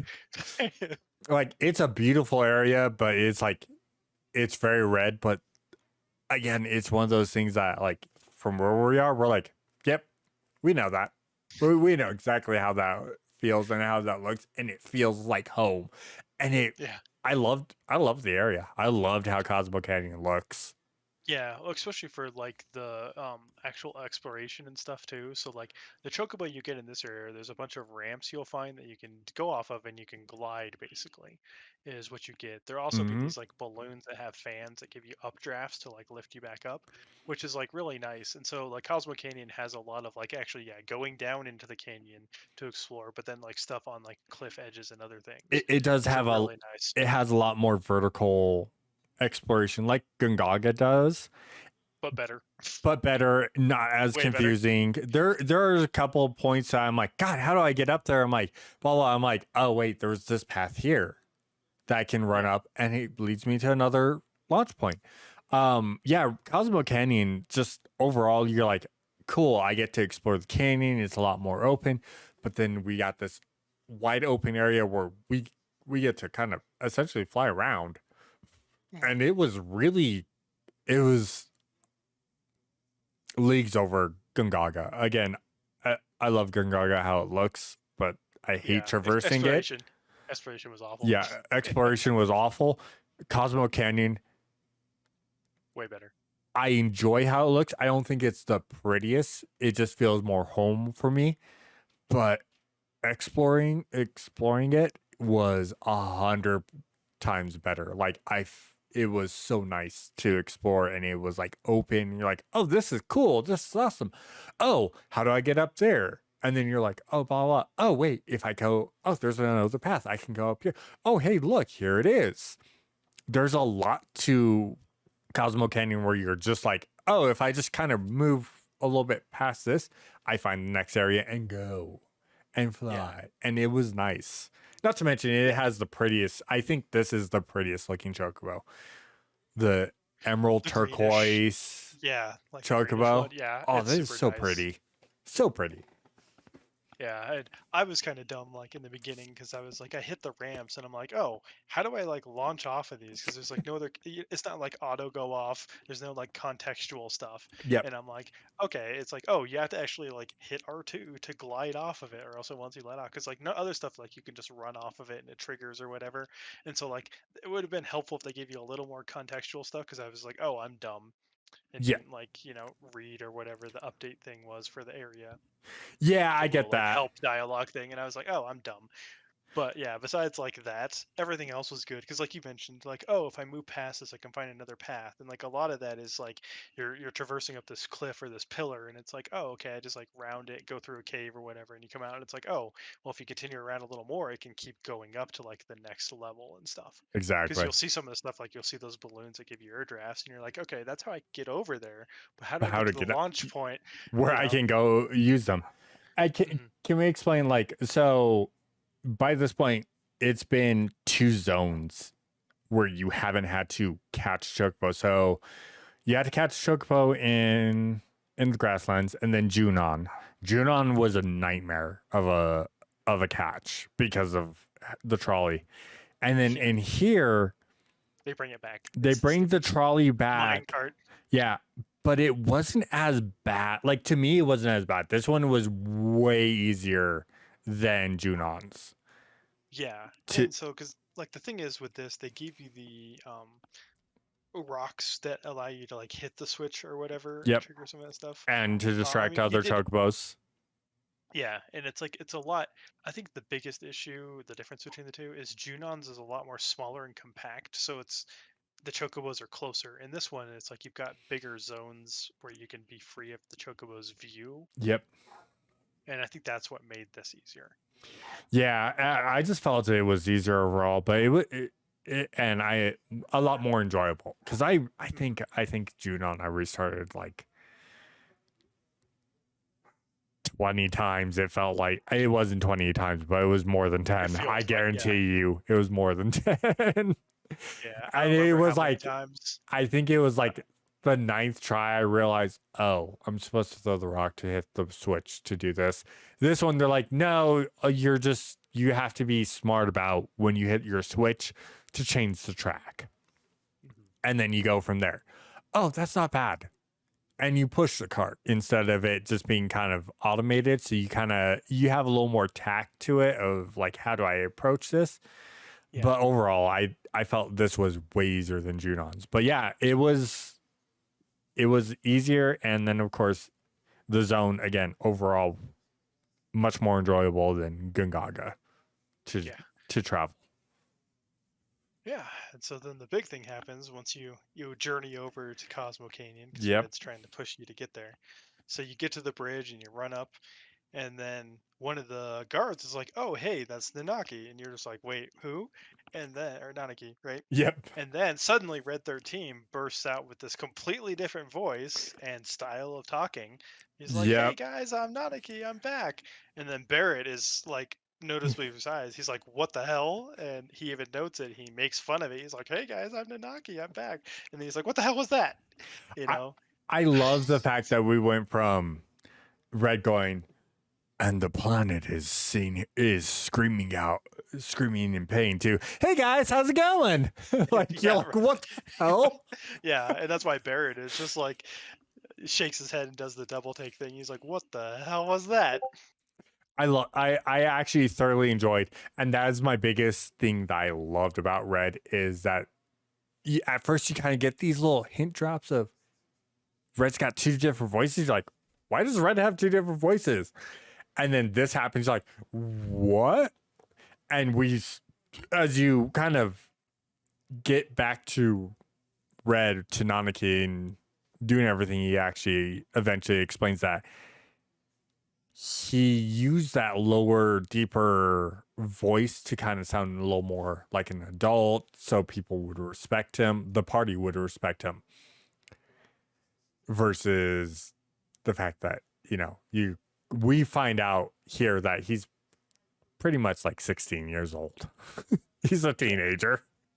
Yeah, because that happens basically like when you get through there, like Red 13 runs off, right? And because he's like, "Hey, I'm gonna go find my grandpa," and you're just like, "What the heck?" And so you're left chasing up after him, and eventually you get to up where the grandpa is, Mm-hmm. and then you meet, Bugen Bugenhagen. Hagen, yeah, Bugen Dawes, as I call him.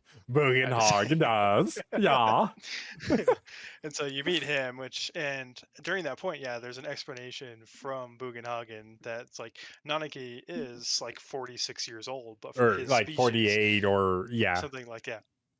And that is like, yeah, he's basically just a teenager for his age. And everyone's like, what? What the heck?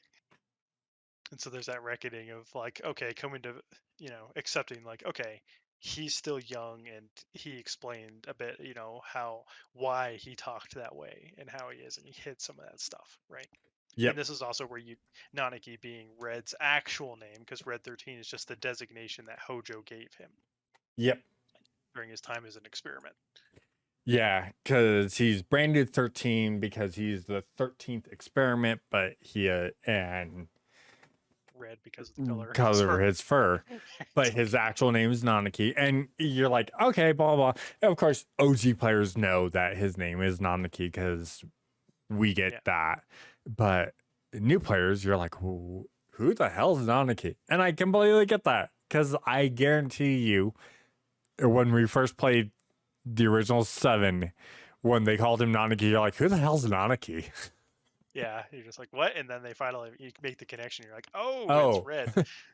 Oh, that And the makes a other lot thing more too is, like, sense. in the original, right, they didn't really have the like voice or anything to make the difference between like that he was always like gruff and sounding old and Yep. experienced versus that. But apparently, I guess with like the Japanese localization, the way he speaks between those kind of actually hints and shows that.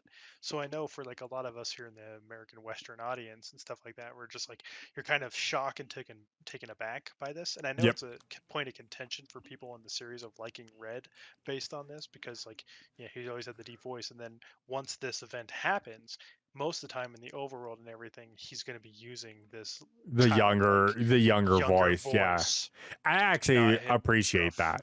I appreciate that a lot. Like, and we find it later on that he will go back to that older gruff voice around people he's not sure of.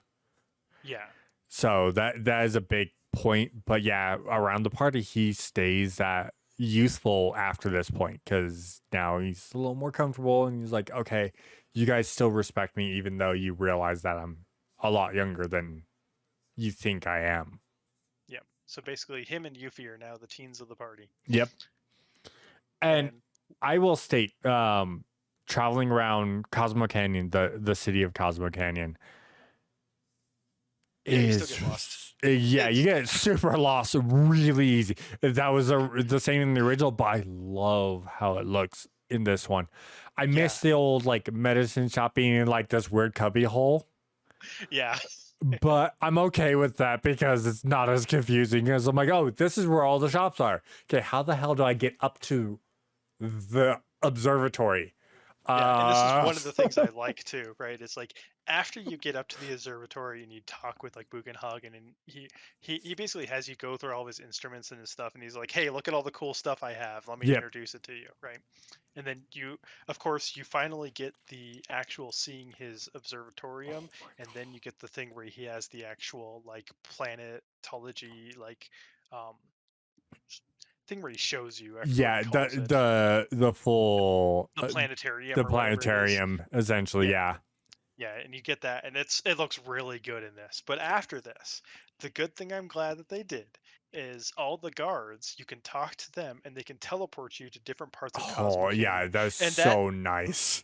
that is such a nice quality of life thing that they added because yeah, like you mentioned, even in the OG, navigating Cosmo Canyon and this they did the same thing with Gold Saucer. Gold Saucer was kind of annoying to navigate in the original too, Yep. but they gave you the ability to teleport and warp between stuff, and that is super nice and super handy. Like as from playing the OG, navigating that was always a nightmare. I will And state this. When we get the planetarium scene, and this is the big point, is this is the one thing I know a lot of OG fans was waiting for to see how it looked. It was so good. They kept it like it almost felt like one for one from what I can remember. And yeah, I like mean the it's been sequence of like stuff that happens, yeah, yeah, it's it's been like 8 years since I played the OG, but it is practically one for one. And you even get the weird like stick figure human getting dissolving into the planet and the planet crumbling. Like it just, I'm like, this is exactly how I remember it. And I played it like 8 years ago, and it still looks like how I remember it. Just updated graphics, and it's yeah, just so way better. good, Yeah. Yeah, and, like I so mean, it's been good. like decades since I played that, right? And so it's like even for me, like I still remembered a lot of those key points. Like, yeah, like the dude turning to dust, and then recoming with the life stream moving, and then the planet crumbling, and all that other stuff. Like you still have all those key moments from the discussion of the original in that cinematic, right? Because in the original, it's a cinematic. It's not Yep. just in game. It was an actual like 3D rendered cinematic. Yep, an actual CG cutscene back in the day for Hmm. all you Zoomers out there that don't know what we're talking about. Yeah, not in-game cutscene, but actual like Actual cinematic cutscene is what we used to rendered. call them. Yep, Yep. and it was beautiful. I loved it. The weird part is it's only Tifa, Aerith, and Cloud in this one, where it used to be everyone. Yeah, it was everyone in the original. Yep. Yep, but at the same time, I'm still okay with it being this way. Yeah, I don't. Yeah, I don't have any issues with that. No, And then once you come out of that, then you get like a roar from the sound, and you're just like, "Oh, we've heard that before. We know what that is. That's the cry of a weapon." a weapon, and Bugenhagen's like, What? weapons don't exist. I It's loved like, the fact "Oh, that he's how like, you're nah, wrong." Yeah. yeah, you're wrong. You're wrong there. And even Tifa questioning him a little bit, like, yeah, but couldn't someone like expelled from energy of Mako, couldn't their souls technically return back to the planet? And it makes you kind of go, maybe planetology doesn't have all of the answers. And Yep. even Bugenhagen starts going, no, I think you're wrong, and is starting to question himself. I like the entire aspect of that. That we're Yeah. we're introducing a little more to Bugenhagen. He's kind of Correct. questioning himself. Yeah, because like in the original, basically, it's like he is like the knowledge of all the planetology stuff, and so you go with him because you have like questions and stuff, and he kind of refutes your claims until you actually come back with like proof of it.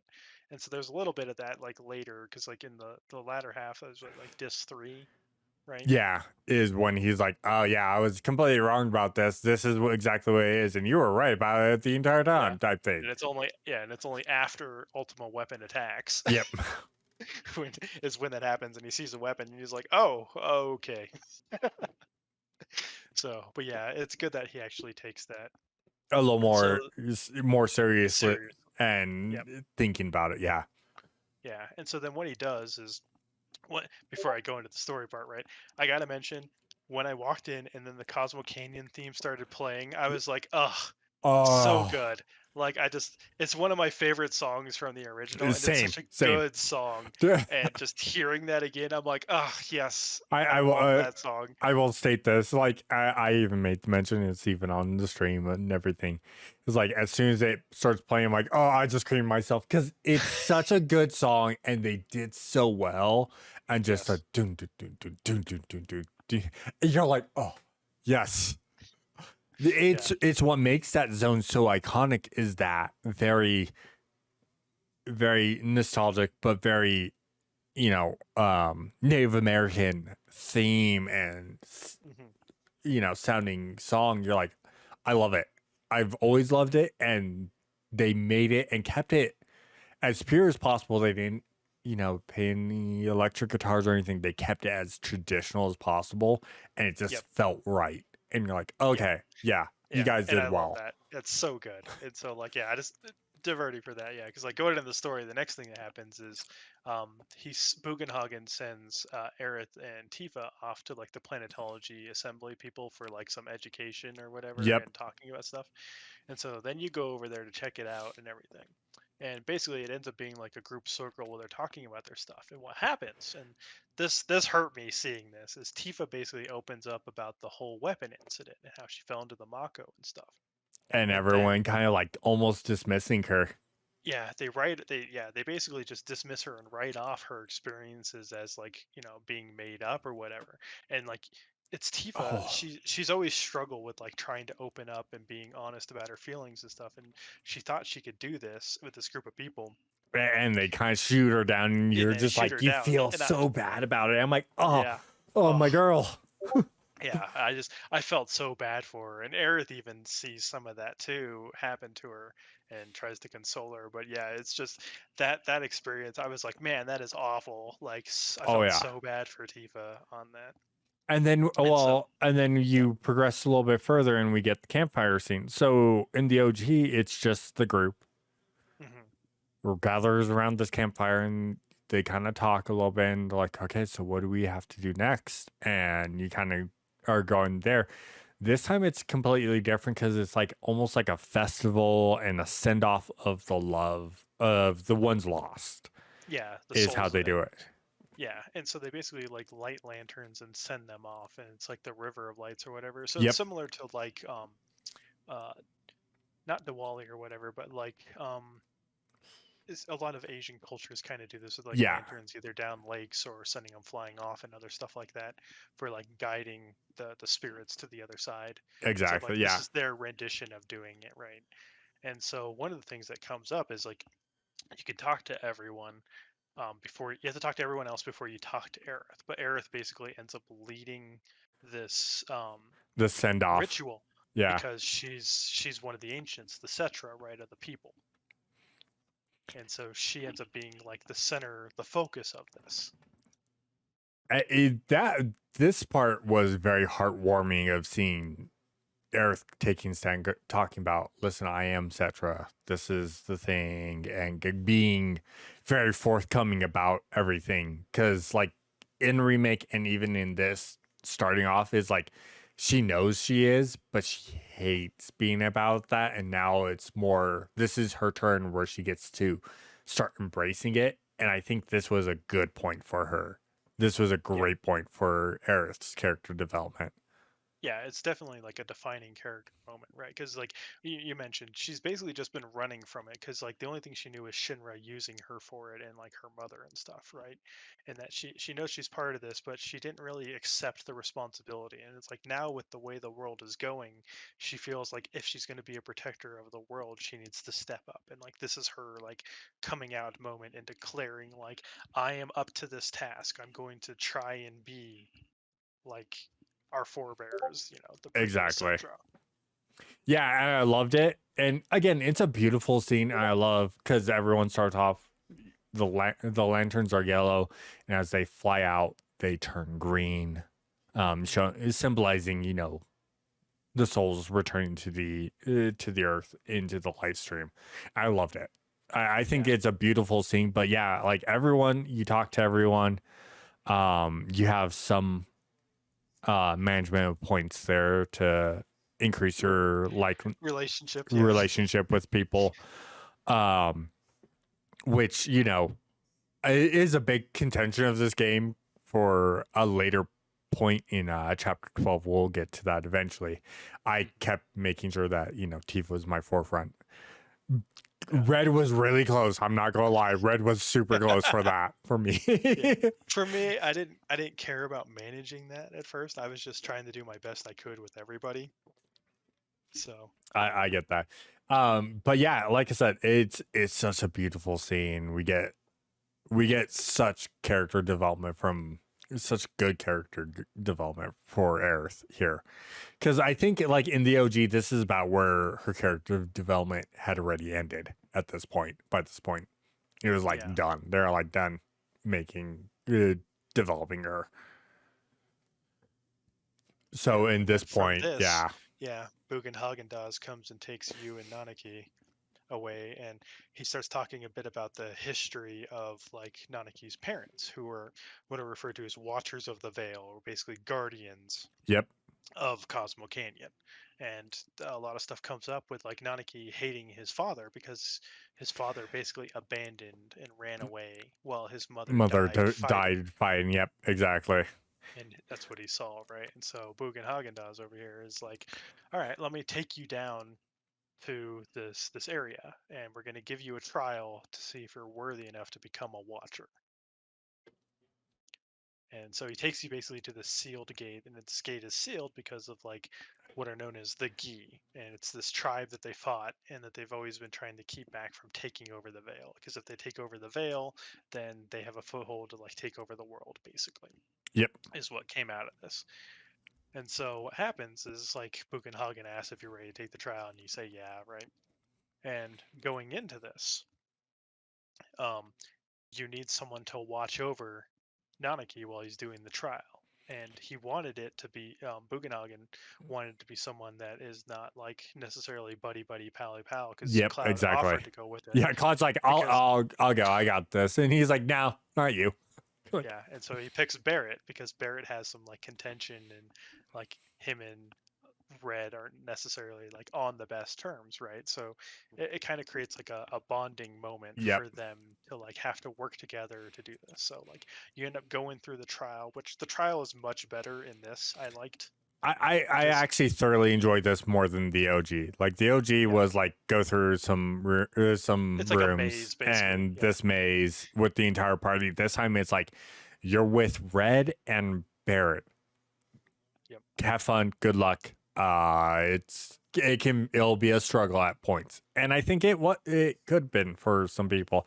I didn't yeah. have any issues with any of the fights with this one. Um, yeah, I mean, I died in a couple of like the Gi fights just because they're stupidly strong for some of the stuff that they do. Like the archer with his like spectral shotgun Yeah, that I just died to the first Archer fight, and then yep, I died to the final one, the yeah, actual boss fight.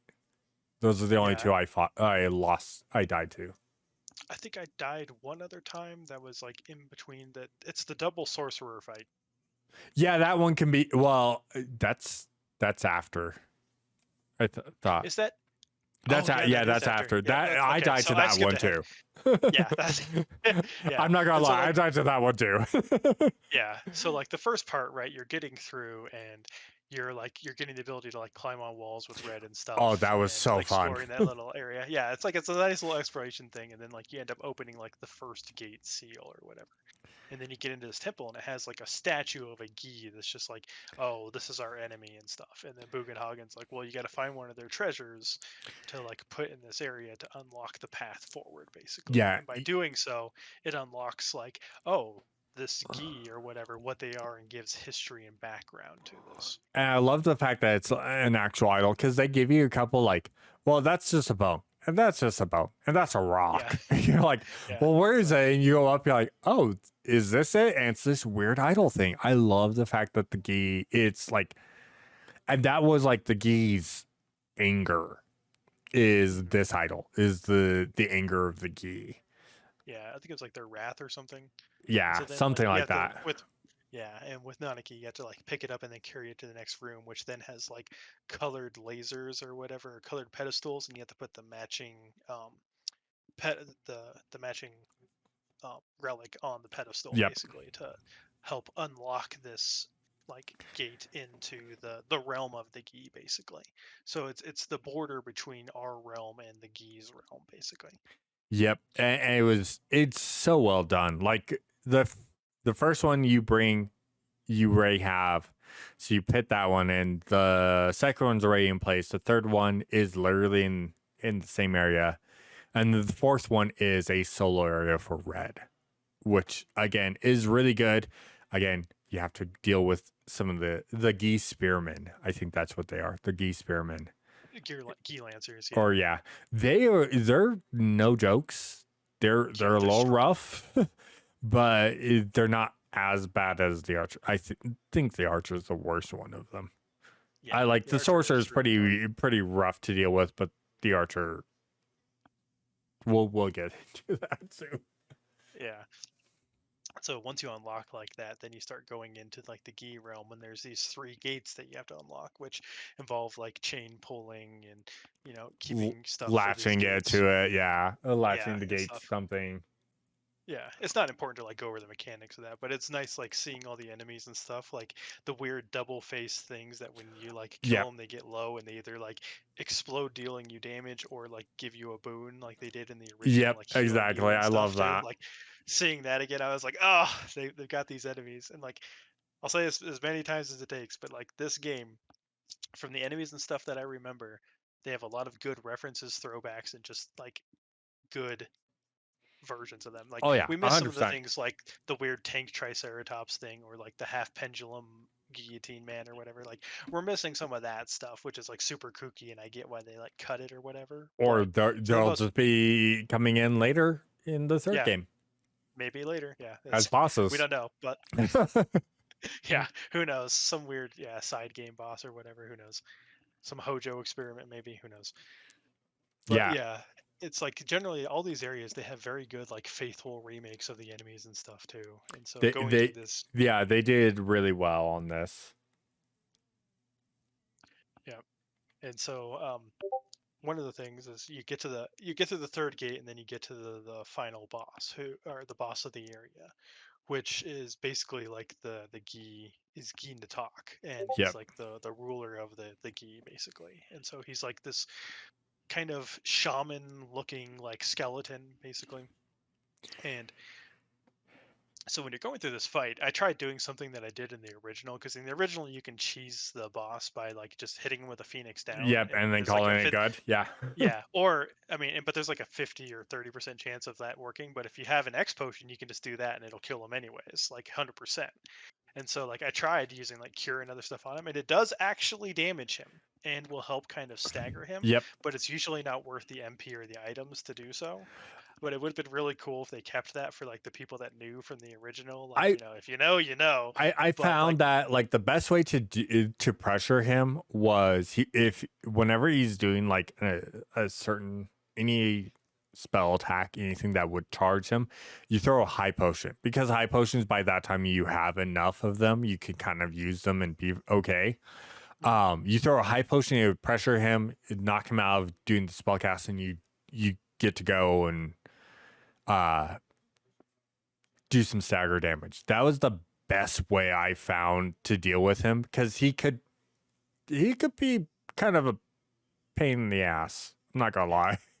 yeah, like when I did it on hard, like my hard playthrough, oh, that fight was rough, D- super rough. da- uh, You don't have any items, and you can't really like spend your yeah, magic, you don't want to like spend that your willy MP. nilly. Yeah. And it's just, oh, that fight is so rough. And like the worst part is like once you get to his like final phase, he'll cast Doom, and so Oh you my god, literally Doom is have, still a nightmare. yeah. And so like in this, it's just I think it gives you like 90 seconds or something like that, the Yep. equivalent of like 90 seconds.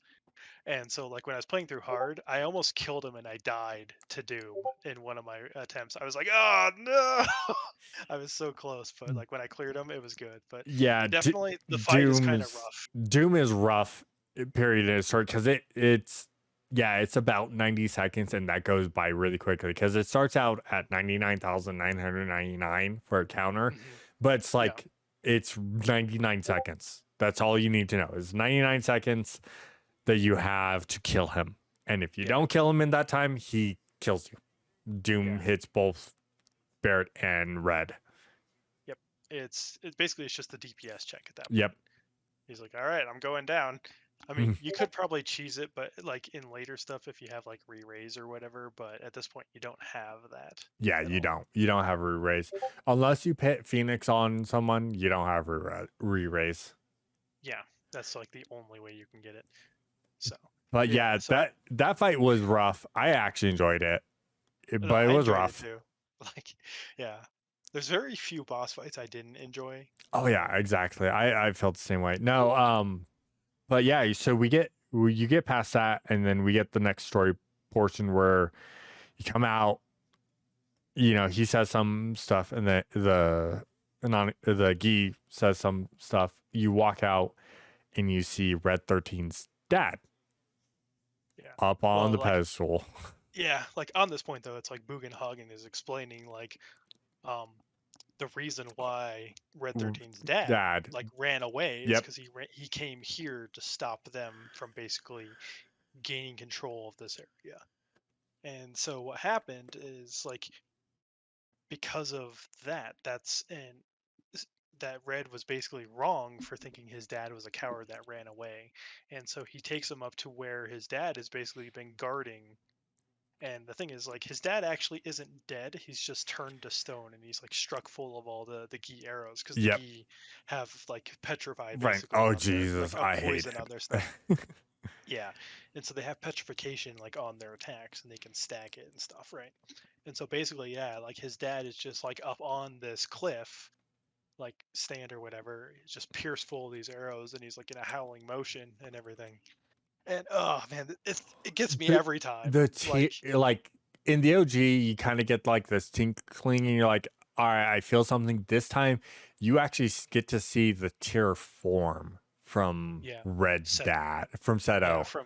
yep, from Oh Seto's my eye and god. fall down and stuff too, and you're just like, Oh, I'm and tearing up it's just basically thinking about it right now. yeah, me, yeah, right now it's like I just started talking about it. Oh It's like my eyes are tearing. It's like, because like I love Red, man, and he's like one of my favorite characters in the series, and like this is just such a character important moment for him. Like it's a whole reckoning with like how he felt about his dad and having to come to grips with that and seeing what he did and everything and the fact that he like sacrificed himself. yeah. Oh, Oh, it hits you so hard, and it's so good.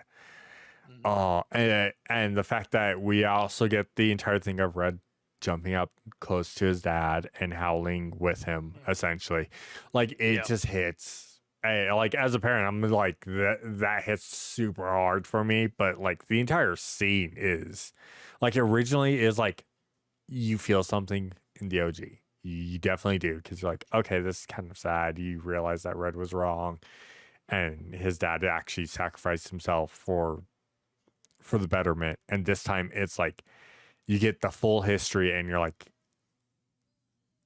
dude, Oh man, seriously? it's so heavy. You're just like, oh man, and like yeah, it gets me like every time I do. Even when I like did it the two times this time, even the second time I like on hard, I'm just like, huh. I'm like I can't fight it. It's such a You good can't. moment. You can't. They It's did just so well with it. They really yeah, did.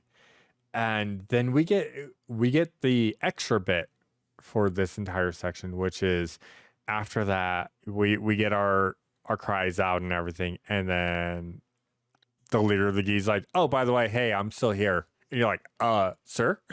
yeah. You're like, wait a second, I thought we killed you. And it's like, no, you quite didn't. And so what he does is, yeah, he's like, hey, come with me on this path. I'm going to take you to our world, and we have a favor to ask of you guys, basically. Exactly. And we get to essentially ride on a boat to the through the river Styx. Uh, Yeah, right. and on that ride we get our this is actually the second time you get like a little glimpse, or third time really, you get a third With Zach, glimpse yeah. with Zach, which is really, again, every Zach portion that they put in this game is meaningful. Like you have certain things. So this time we get to meet Biggs, and you're talking to Biggs, and Biggs is actually during this time is talking about Cloud, which is the big thing here. Is he's talking about Cloud, and he's like, well, yeah, well, and Cloud helped us do this, and he's doing, this and that, and he's talking about like, hey, Cloud, help me do this stuff, and Zack's like, what are you talking about, dude? Yeah, it's like that's not the Cloud I know, That's basically, not, from yeah, like being Cloud's being a comatose right now. yeah, he's like, it's not the Cloud he knows, right? Or that he's even known in the past when he Yeah, wasn't comatose, right? That Cloud wasn't this like, hey, he'll help out and do whatever he can, and Merc that does whatever, yeah, exactly. He's like, that this doesn't make sense, which is the biggest kind of like hint that this Biggs isn't the Biggs from this timeline, because that's the Yeah, that's what best it way to feels put like. it. Because this Yeah, is the Biggs that was supposed to die at the collapse, but he didn't die at the collapse because the Whispers were like, "Hey, we got something else for you. Come with us." And that's kind of even the scene because he talks about like, "Yeah, I was down. I was like, I was dying. I was at the pillar, and then yeah, like wind blew and these white things came and saved him, basically. yeah, Next thing you knew, he woke up.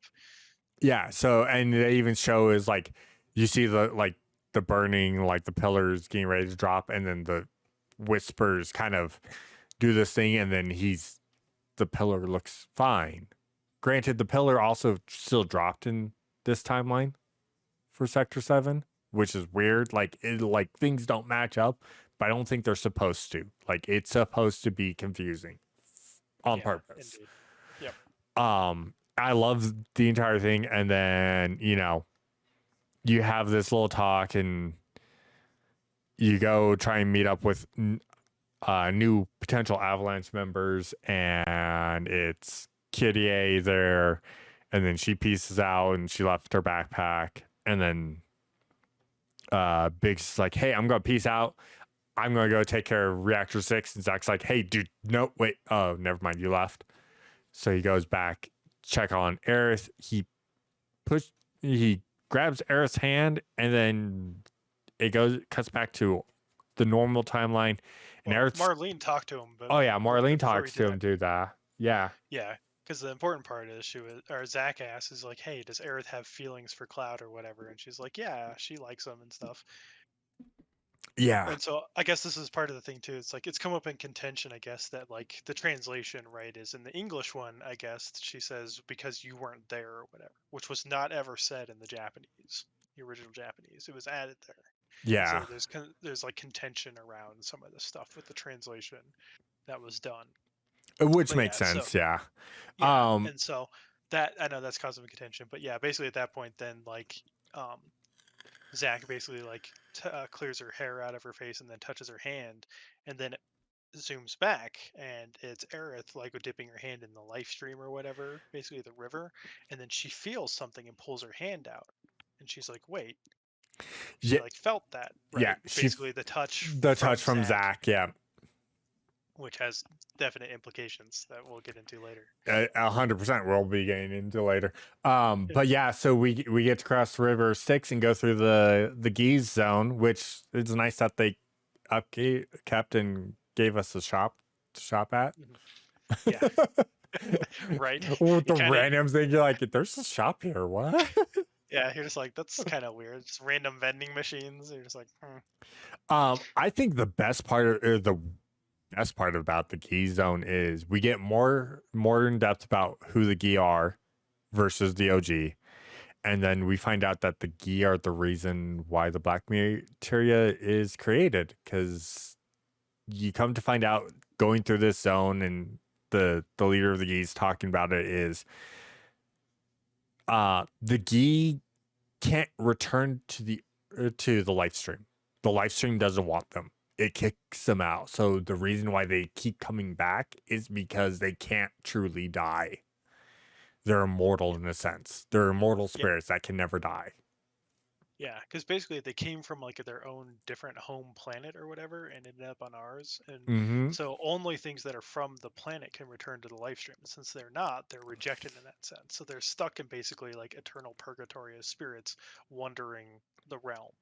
And so from all of their anger and anguish, basically they poured it into a materia that formed the black materia. So like what they seek for their absolution is basically destroying the planet, because if they destroy the planet then they're no longer trapped, and then they're free. They're In free and essence. they can return. Yeah, that's the like the mess up part. You're like, oh, so they made the black materia because of they can't return to the planet, and we'll get into that eventually because there's even more context of and theorizing of how they came to be. But yeah, since they're not from the planet, they can't go back to the planet. So their solution is if I destroy the planet, I can go back to the planet because there's no planet to return to. Yeah, yeah. Basically, it's basically like mutually assured destruction at this point. Exactly. It's like, if I can't live here, no one else can. Throwing like a temper tantrum in a sort, right? Yep. Like a kid does. But it's definitely something that was missing from the original. Because in the original, there was no rhyme or reason or explanation as to what created the black materia. And the Yep. key were just kind of like this only little thing that existed In inside of Cosmo Canyon. That's in it. Cosmo Canyon. And so it's like this was a huge plot point from the original that they fixed up and they actually made and built into the rest of the world, which I love. This is like one of the best changes I think they made in this remake series here was this. Because Yeah. it's No. like 100%. it adds so much more depth and flavor to the world basically by having this because you get more explanation about how the world works, why the Gi are here, the fact that where the black materia came from because it's such a huge part of the story. And it's like before you didn't really have that. You're just like, oh, it's just sitting out in this temple or whatever Yep. being guarded. They definitely they added more to it, and it makes sense, and it's good. It's not a random plot hole that you're like, what created the black materia? And Yeah, they didn't like Deus Ex Machina yeah, and into existence. They gave a good, solid explanation as to why it's here. and then furthermore, like the Gi, which were throwaway villains in the OG, you're like, okay, the Gi actually have a point, a purpose, and a point for this game, and story wise, you're like, okay, now I understand why the Gi are like this and why they're doing this and who they are. Okay, this makes more sense, and I like it. I like it a lot. And I love the fact that everyone's like comes to the same consensus. You know, Yuffie does too. Minus Yuffie has her own agenda to the Yeah, black it's like materia, but everyone's like, we can't let them have this. yeah. Absolutely not. Yeah, exactly. Like everyone's on the same page. They're just like, because yeah, they basically the Gi ask you to get the materia and be their salvation, basically. Yep. And like, so to basically get out of there, right? You're just like, okay, we'll do what you said, but like everyone in the back of their mind is like, yeah, but we're not going to actually let you have it. It's like there's no possible way we're going to just destroy our planet. Yeah, we're not going to let you use this material because we have no clue exactly what will happen, but we know that it's not good. Meanwhile, Yuffie's like, yeah, but think about what we could do with that material. God damn it, Yeah, Yuffie. exactly. Yeah, exactly. I mean, to be fair, a whole part of Yuffie's character, right, is collecting materia for like militaristic power to Yep, fight against exactly. Shinra. So, like, it makes sense within the context of her goal. So, It does. It's just one of those things you're like, Yuffie, yeah, shut up. yeah, exactly. It's one of those times where I'm just like, Yuffie, if you knew what this did, you wouldn't actually think that way. It's 100%. She wouldn't. She'd be like, yeah, no, I agree with you guys. So actually, can we destroy that material? yeah, She'd probably be yeah, that way.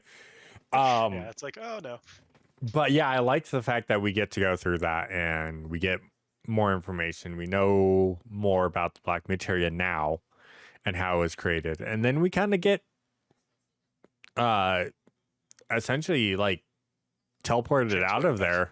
Yeah, teleported back, and then that path doesn't exist anymore either, Yeah. too. You're like, It's "Oh, just like okay." blocked off. Yeah. Like, "Okay, cool." So, and then we get to go talk to Bugenhagen. Does.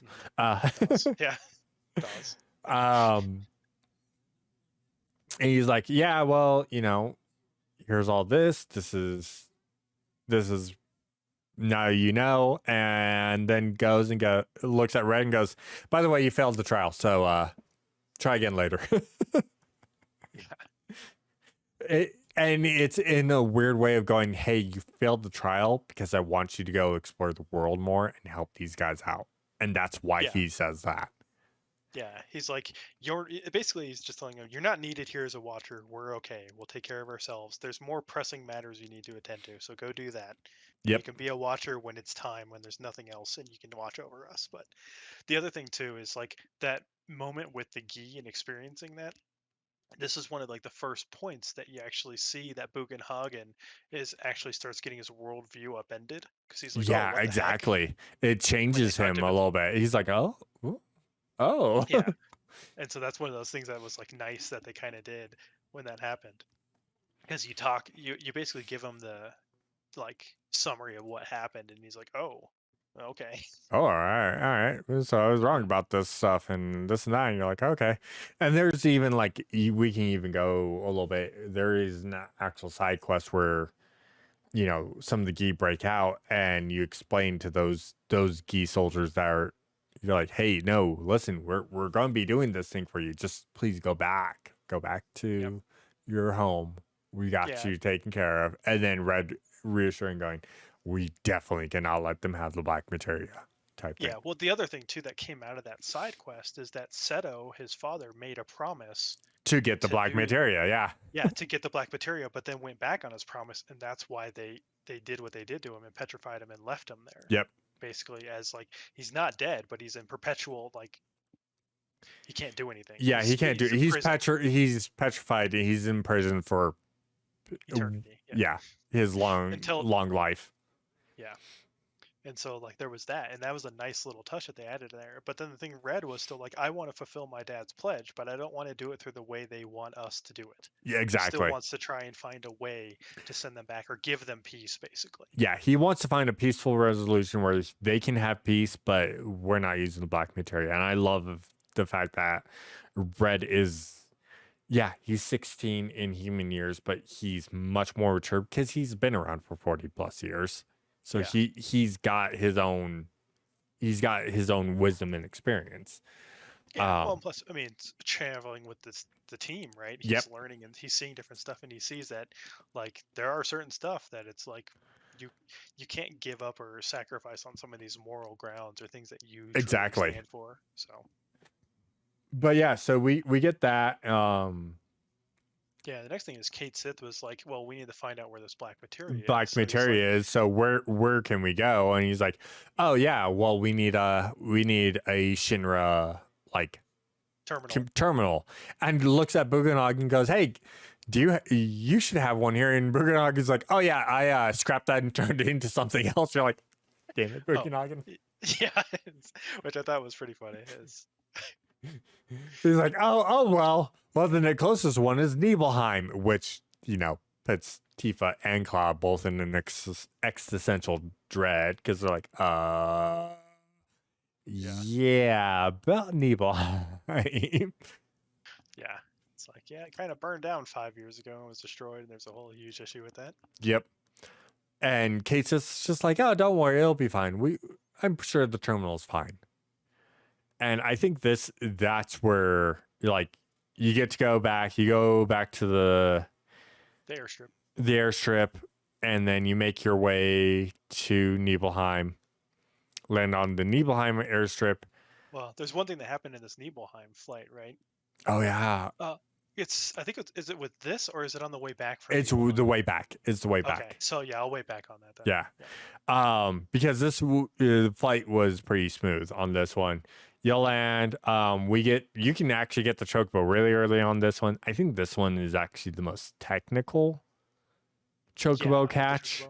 Oh, that one took a minute to go. Oh, you have to. Oh. Yeah, because like the first time I went up, I grabbed him and I threw it to like the normal chocobos to try and move them, and I'm like, oh, they don't move. Same. I'm like, so, what the hell? I go back up there and I'm like looking, and I'm like, oh, the other chocobo's over here, and so I like threw one from him. I'm like, oh, it moves. I'm like, so I have to move it all the way over there. Okay. You can't let him get hit by the inflatable prickle or whatever. Yeah. Like, what the hell is this? You're like, okay. It was a little bit of a that one was a challenge, but I think Nibelheim Part 1. That's the best way to put this. Nibelheim Part 1 is pretty straightforward. So you make it to Nibelheim and you're like, what the hell? And they actually get to explain a little more in depth of why Nibelheim is the way it is now, that it's been remade. It looks like the original town, but it's been remade because it is essentially a service center for those who were in the black mantles. Yeah, affected by Mako Mako poisoning. poisoning. I'm like, okay, that completely redeems how Nibelheim is now versus the OG, where you're like, well, why? Well, because reasons. Well, in the original, like you still had a bit of that, like you still had the black mantle thing, people there or whatever. They Mm-hmm. look kind of, I mean, they weren't even like completely black. It was like a weird dark blue, and they look kind of like worm type stuff because of the polygon thing, right, with their cloaks. But they were still just like, or whatever. Like when you talk to them and stuff, they had some around there. But yeah, nothing ever talked about like, oh, this Nibelheim was like rebuilt as a like area to help them recover Yeah. and recuperate and stuff. Which is, but they kept the town looking original for the posterity of it's Shinra, and they're like, well, let's just rebuild it how it was, so no one questions anything, because we gotta make sure no one questions that that this horrible thing happened with Sephiroth. Yeah, Uh, they swept it. Yeah, and this is one of the things. Is like when you're there, you talk with a bunch of the different team members, yep, and you talk with Tifa. She goes back inside what was originally her house, and she's in her room. And you talk with her, and she's like, "This makes me very angry because it's just further proof that Shinra is just sweeping it under the rug." exactly. And you It get the was history of like how it's really good history on her that she was like, yeah, after that incident, because like her and Cloud hadn't seen each other for that 5 year period, right? That she was like, yeah, after that incident and everything that happened, then she just had like guided rage basically that sent her down that path of like getting in with Avalanche and doing all that stuff. And yeah. like It, being back here, she's only like reconfirmed her original feelings that like she can't let Shinra off doing this type of stuff. Exactly. And it's such a good way. And I love that you go into Cloud's home and it's like essentially a soup kitchen. They're like, Yeah. oh, yeah, this is where we cook. And it's like, Cloud's probably like, you turned my house into a soup kitchen. Yeah, it's just like the hell, man. I love that you get like little bits of things when you walk in there. There's little bits of like him talking to his mom, and you're like Mhm. from the flashback. But yeah, they did well with it. And of course, Kate's just like, hey, here's the terminal, but I need this key card. And it's now another group split, and it's Cloud, Tifa, and Yuffie Yuffie, yeah. that you have to go up to the reactor because that's where this Murasaki Murasaki went, who is just new character that was put there by Shinra to kind of like oversee stuff with the reactor and with the everything. Yeah. reactor in the town. So you go up, you start hanging up there, and they're like, "Oh yeah, by the way, you don't have to go that long route. We rebuilt the bridge." You're like, "Okay, cool." And that bridge leads across where the river is, back at the flashback where everyone got swept in the river, and Cloud has a little bit of a Cloud. Two things. Cloud has a reminiscence of Zack when if you go into the inn, Yeah. and he's kind of like, and then you go there, and that reminiscence happens again, and he sees Zack is the one that gets swept away. He's like, and he turns to Steve and goes, I think I remember what happened to Zack. Zack got swept away by the river. Zack died here. We need to tell Aerith. And Tifa's like, no, I'll tell her. Because, again, Tifa, if you know, you know. And Tifa is someone who knows. She's like, yeah, I'll tell her. Don't worry about it. Yeah. It's like, I'll handle that. Yeah. You're just like, ugh. But I like that entire thing of Cloud remembering Zack there instead. Correct. Yeah. It's definitely like That's one of those differences, which is nice. yeah, it's a nice little difference because again, if you know, you know. If you don't know, you'll know eventually. But it was a good Yeah. one. You're like, oh, that's how they're doing it. Okay. Yep. Yeah. And then you continue going up and you get to you go through the same cave you went through with Sephiroth, and there's a moment where like yeah, Yuffie wanted to come on this because she was like, oh, there should be like materia, right? Yep. And so then you end up finding that like naturally grown materia that was in the flashback, And then Cloud starts speaking the same lines that Sephiroth said during that, like unprompted. He just starts saying Unprompted that. and just like verbatim, and Tifa gets scared Yeah, like too. you just see this like look come over her face. She's like, "Oh God, it's happening again!" And she like interrupts him. She's like, "No, let's go. I'm not feeling good because of the Mako." And he snaps out of it. And he's like, "Oh yeah, okay, let's go." Yeah, we should go. It's like, yeah. Tifa Yeah, knew. She's like, no, we're yeah. not doing It's just this like, shit again. I'm yeah, not like going you to get just, an attempt to stab. yeah. It's like you just see the dread come over her face. She's like, "Oh," it's like an "oh shit" moment. She's like, "Oh no, not this again." Like, and so yeah, then you just like continue up and you get to the reactor, and as you're going up the reactor, you find some bodies. And what happens is they're actually dressed in Wutaian armor, Yeah. And and that this was that a good, interesting addition to the entire game. yes. So basically, it's like a declaration of like open war now between like Shinra and Wutai, basically, which they had like a ceasefire for most of this time, right?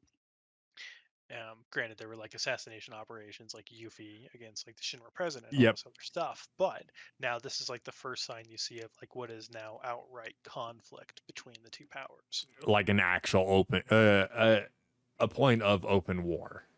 Hmm. Like, hey, this is now completely going to happen because there's no way you can hide this.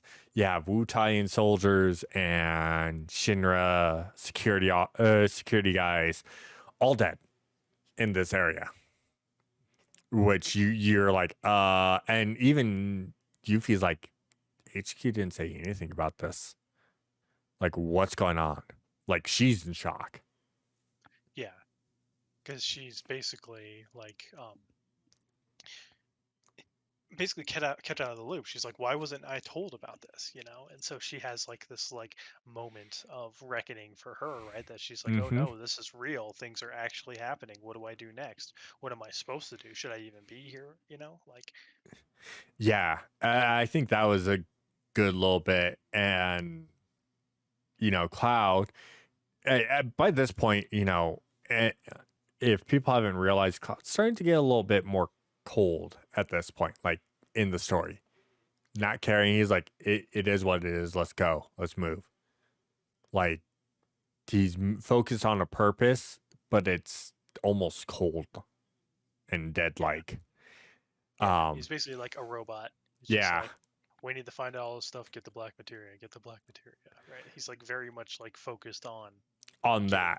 that. There are glimpses out of that, and you get that when we go into the reactor, we get through the boss fight in there, which isn't really much of a boss fight. It's just a weird fight. It's a long fight, and can be a bit of a struggle for people.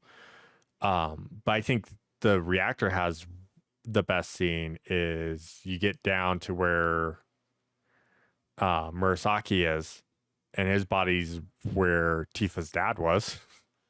Yeah, exactly where Tifa's dad was in front of the door, Yeah, and she like has this PTSD like break, right?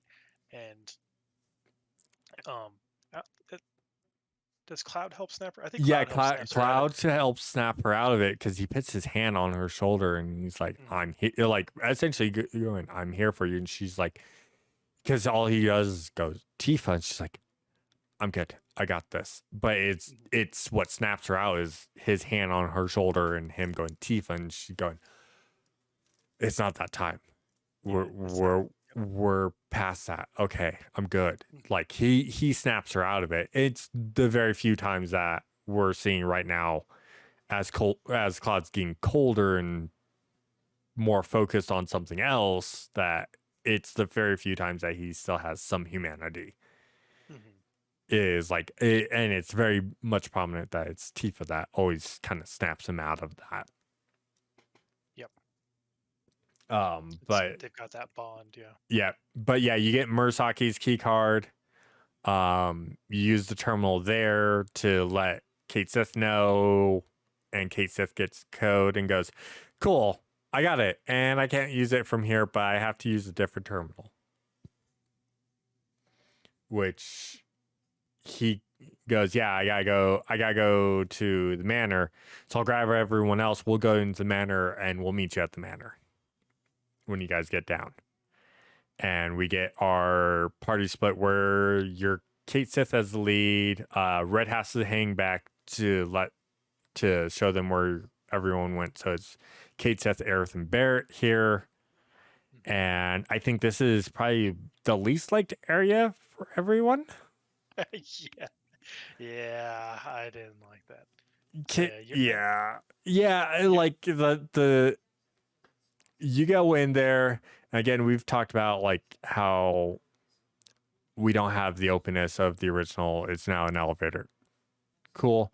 You go down this elevator. Hojo, a hologram of Hojo is like, "Hey, blah blah. Don't worry, you're good to go," and then drops you into like the depths of his underground lab, basically. yeah, of the manor in this underground lab, and you have to use Kate Sith to pretty much like roll through vents, which isn't too bad. It's more or less throwing the boxes. Yeah, throwing the boxes. It's awful. It's an awful mini game. I hope they never do it again. It was so rough because it's like even not using the motion control, you're like trying to do stuff. You're like, I turn that off. And it's like, yeah, still trying to use the joystick. It feels kind of janky, and it was an awful experience. Like it was the worst. Not to mention, like if you don't know, like if you haven't used Kate Sith at this point by this point, and you're starting to use him for the first time, this area is rough for Kate Sith. Like some of these fights are atrocious. Yeah, the pendulums, oh my god. The pendulums are the worst. Aside from the boss, the pendulums are the worst. Yeah. And so the thing is, like, yet again, all the enemies in this area are from the original. And they're from this area. Yes. Slightly different with how things work in the area, but I'll do that. I'll discuss more of that at the end. But, like, yeah, the pendulum fights are awful because they're just like, hey, if you do enough physical damage to me, I put on a physical barrier, then you have to do magic damage to stagger me.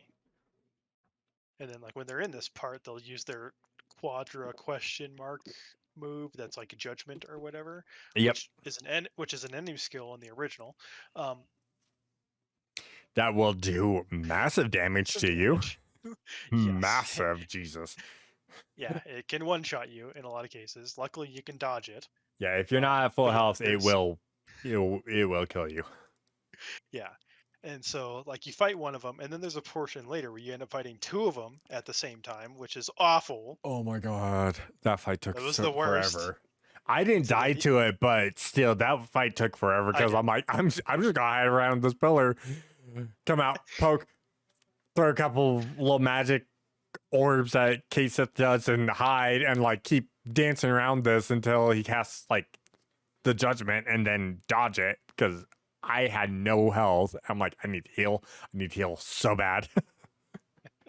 Yeah, like I can't tell you how many times I restarted and died to that stupid thing. It's like I didn't have materia and other stuff set up for him, and so it was just awful. Like I couldn't take it off my other people, and so like I struggled through that area. And then you get to the boss fight, which is Yin and Yang. Oh my god! Which was an awful enemy to fight in the original. And he's so hard. The worst part is Yin and Yang was a rare enemy in the original.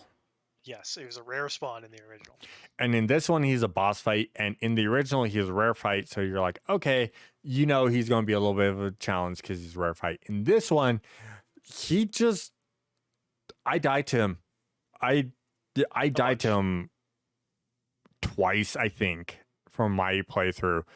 And that's on normal. And he was not, oh my god, he was rough.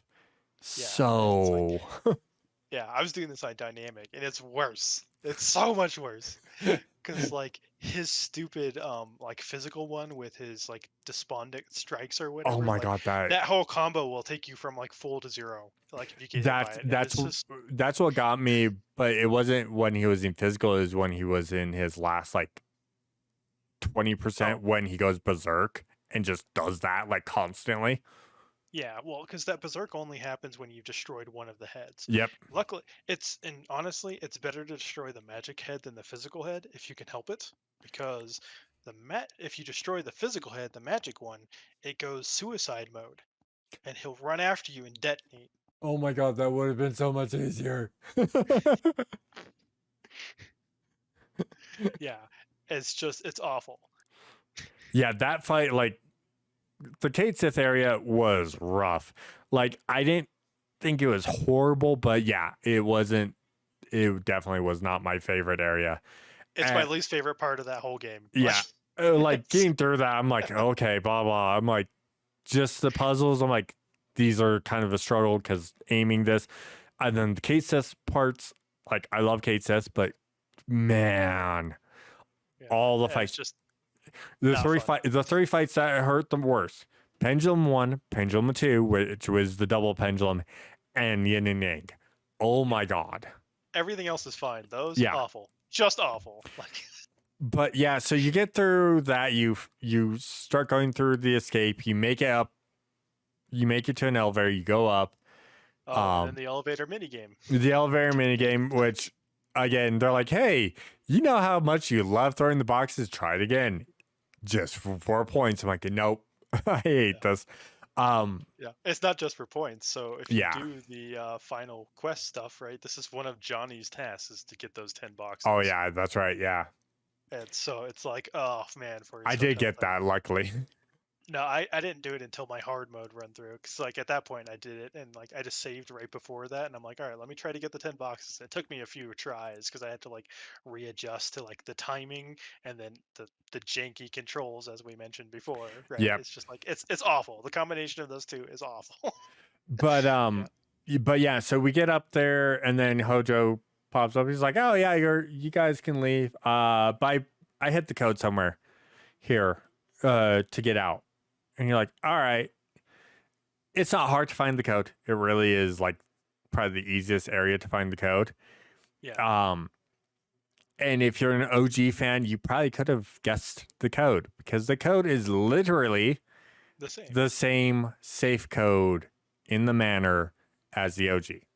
Yeah. And that's the other thing too I was going to mention about this, right? The actual door lock is the same as the safe and the code is the same as the safes, right? Yep. The only thing is like, yeah, you don't have the same exact like location because in the in the OG, right, you had to like one of them was behind the safe on the wall, one of them was like on a certain stair that creaked on the staircase, another one was like in this one room with the floorboard that creaks, and I forget where the fourth one is, like in the kitchen dining or something, Yeah, whatever something, area. or maybe a book. I don't remember. Yeah, it was somewhere. Like they give you hints, right? And the thing that I liked about this, right, is you get through that door, you unlock it, and what do you fight? A boss, and you fight the exact same boss you fight when you When you open open it the safe. in the Yep. original. Yeah, and because in the original, and the other thing that's note is the summon for this area is Odin, and Yep. Odin is the summon materia that pops out of the safe when you open it, and you Yep. also get a key. And so like that thorough tying back to the original and changing it but still keeping it mostly the The same same. Yep. is really good and I liked. And the I monster is exactly the same, the half purple, half orange thing Orange and where it's then turns into this weird conglomeration when you get low enough. yeah, based on like however much damage, physical or magical you did, it takes one of the two forms basically. Mm-hmm. And it was I think that fight was done super well, and I think it was just as challenging as the OG. Yeah. Like It definitely was. if you do it when you're supposed like Yeah, around the when you're time you're supposed supposed to. Yeah, the level when you get there, as opposed to like coming there late game and just murdering it in a few Yeah. minutes. But that fight was done super well, and I loved it. I really Yeah. did. It really made you use Barrett, Aerith, and Kate Sith, jump between them, and just like it did really well, and I loved it. I think it was a great homage to the original because it was part of that fight. Granted, I used Alexander on him because I had Alexander. I summoned Alexander. I'm like, no, I'm using Alexander on you. F you, dude. Yeah. Nice. Because Alexander's really fun to use. But that's also because I have Phoenix on Tifa because Tifa's such a mainstay. I'm like, yeah, Tifa's going to have Phoenix just in case I need people not to die. That's fair.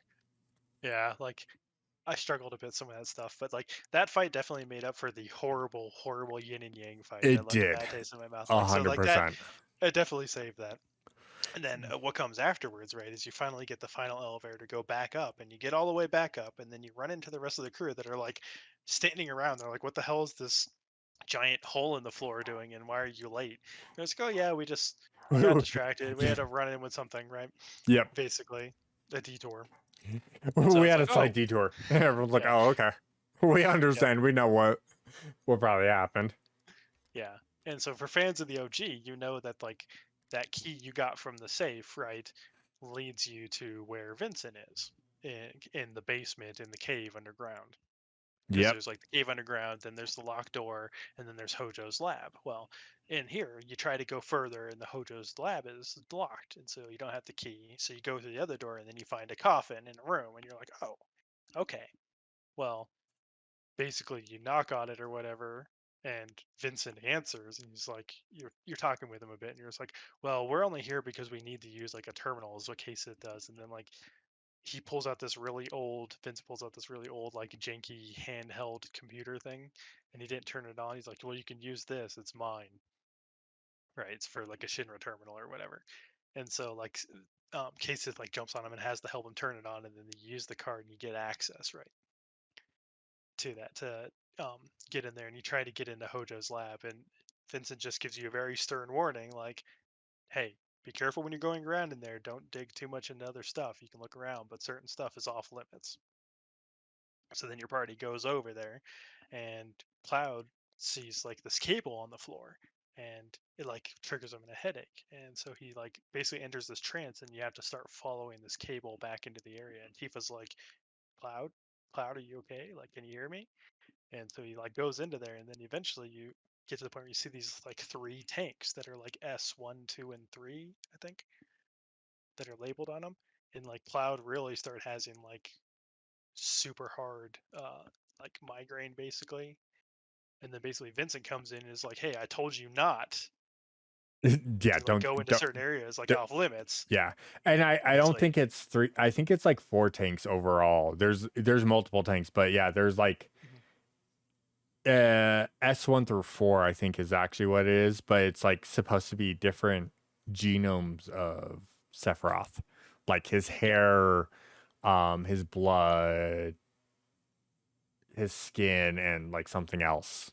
yeah, something else, like because they were used so if we go into detail on like what that is, it's spoilers for what potentially will happen in the next game, but it's from the OG too that's in there. Yeah. But Vincent basically kicks you out and told you, he's like, hey, you broke the rules and I'm going to punish you. And so you basically end up fighting him. But the thing is, it's not like Vincent in his normal form. He actually turns into this beast. This is LB1 Correct. Vincent. Yes, and I was going to make As that point. actually. Yes, and I was going to make that point is like the beast he turns into is actually his level 1 limit break transformation, which is a nice touch I that loved they it. did that. Dude, Hmm. that fight is like you get the fight prior, the boss fight prior, you're like, okay, this isn't horrible. It's good. It's a good touch. It's a little rough, but okay, what not. The Vincent fight, oh It's rough. boy. Yeah, it's rough. Oh, oh, Like, that kicked my ass. yeah, it was rough. Like, it's one of the most aggro boss fights I've fought in this game series. Actually, like he was like super aggro, and that was new. Like you didn't get too much of it. Like some of them they have like, they'll jump in and out or whatever. No, he's all over the place, Yeah, attacking everybody, like jumping around, throwing stuff and everything. you It was a very good fight actually. I yeah, enjoyed it. Like, they tell you they explain in that fight they're like you need to wait till he's open, and the big thing is he's so aggro that he does all this stuff and then you have to wait till he stops and he's taking that like breather in that fight. That's mhm, how you deal with him. But like when you start off you're like, how do I deal with this fight? yeah, it's He will like, wreck you if you're like impatient and you're just like, I'm just going to hit buttons. He'll kick your butt. It's such a good fight though. It really is. As yeah, it aggro gave as me it is, it was a good fight. Yeah, it gave me reminiscence of like fighting Odin, right? Because Odin is very similar. That like you need to play him slow and kind of patient, and your goal is to like dodge or block parry his attacks and stuff. And you can't use ATB skills when he's using a skill, or else he'll reprisal you every time. You Hmm. can only use him when he's not using a skill. And Vincent feels kind of more a bit like that when you fight him. It's like Galarian Beast or something like that, I Yeah, think it's the Galarian. is what it's called. But yeah, so it's like you have that fight with him, and then like halfway through, he goes into like an enrage mode, and then he moves even faster and is even more aggressive. And it's like, oh god, like once he hits that form, you're like, oh no. Oh no, now I It's really need to pay attention. Wait till he's not doing things and he's like resting to attack him. And yeah, then he's going to it's do it all over again. You're like, okay, just be patient. Like that's the big thing with that fight is you have to be patient with mhm. with it.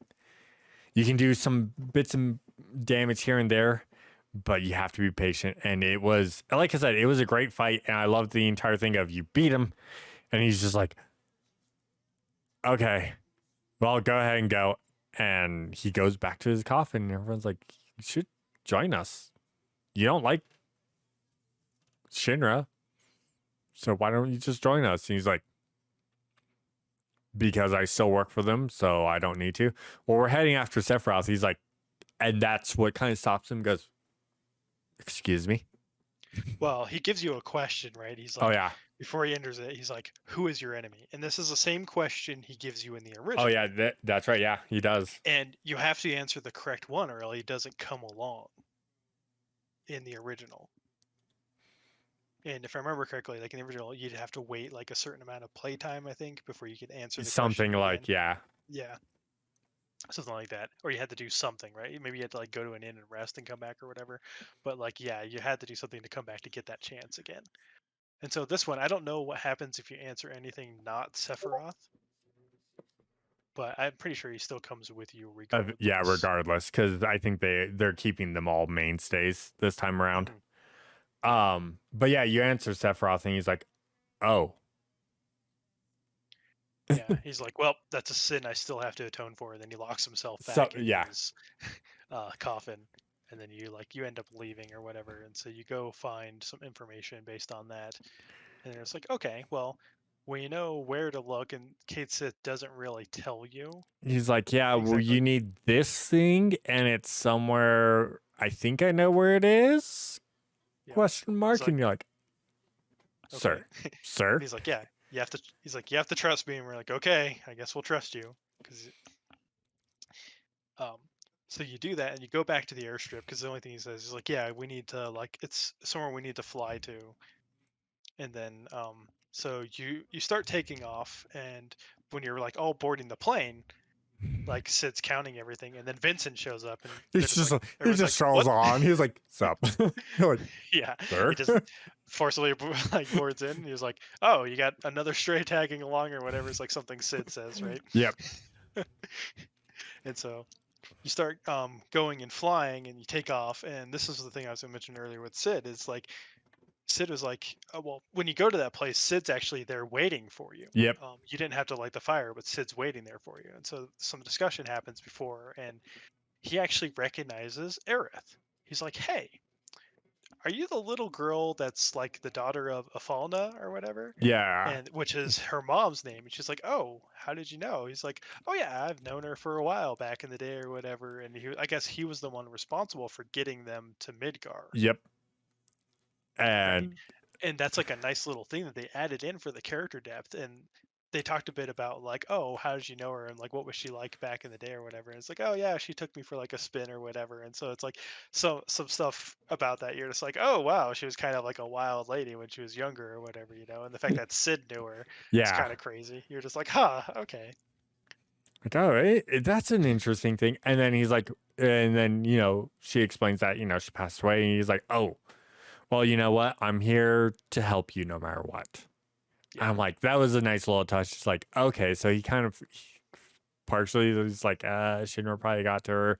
I feel kind of responsible, so I'm going to do right by the daughter.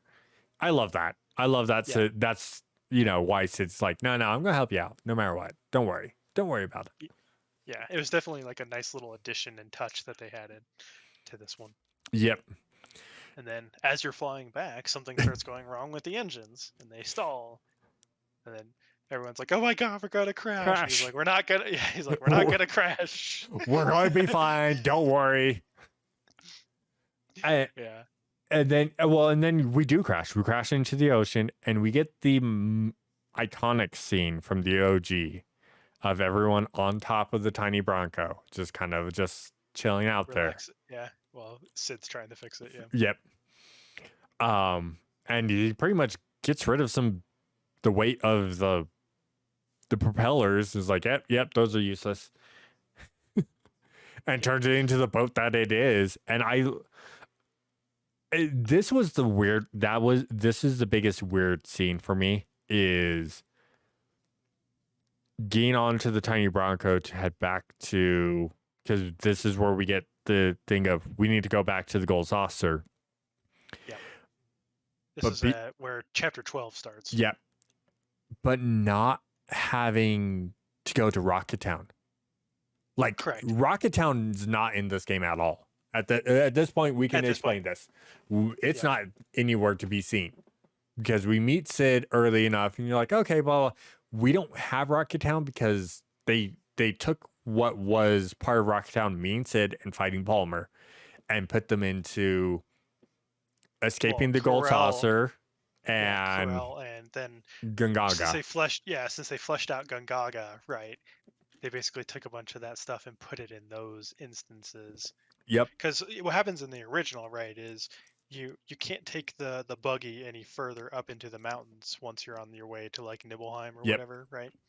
And so you have to then cross the mountain, and then you come out, and then there's Rocket Town, and then so like Shinra's there like doing something, and like gets on Sid's bad side basically, and so that's where you fight Palmer and the robot, if I remember correctly. It's just Palmer at that. Well, he's got a robot with him.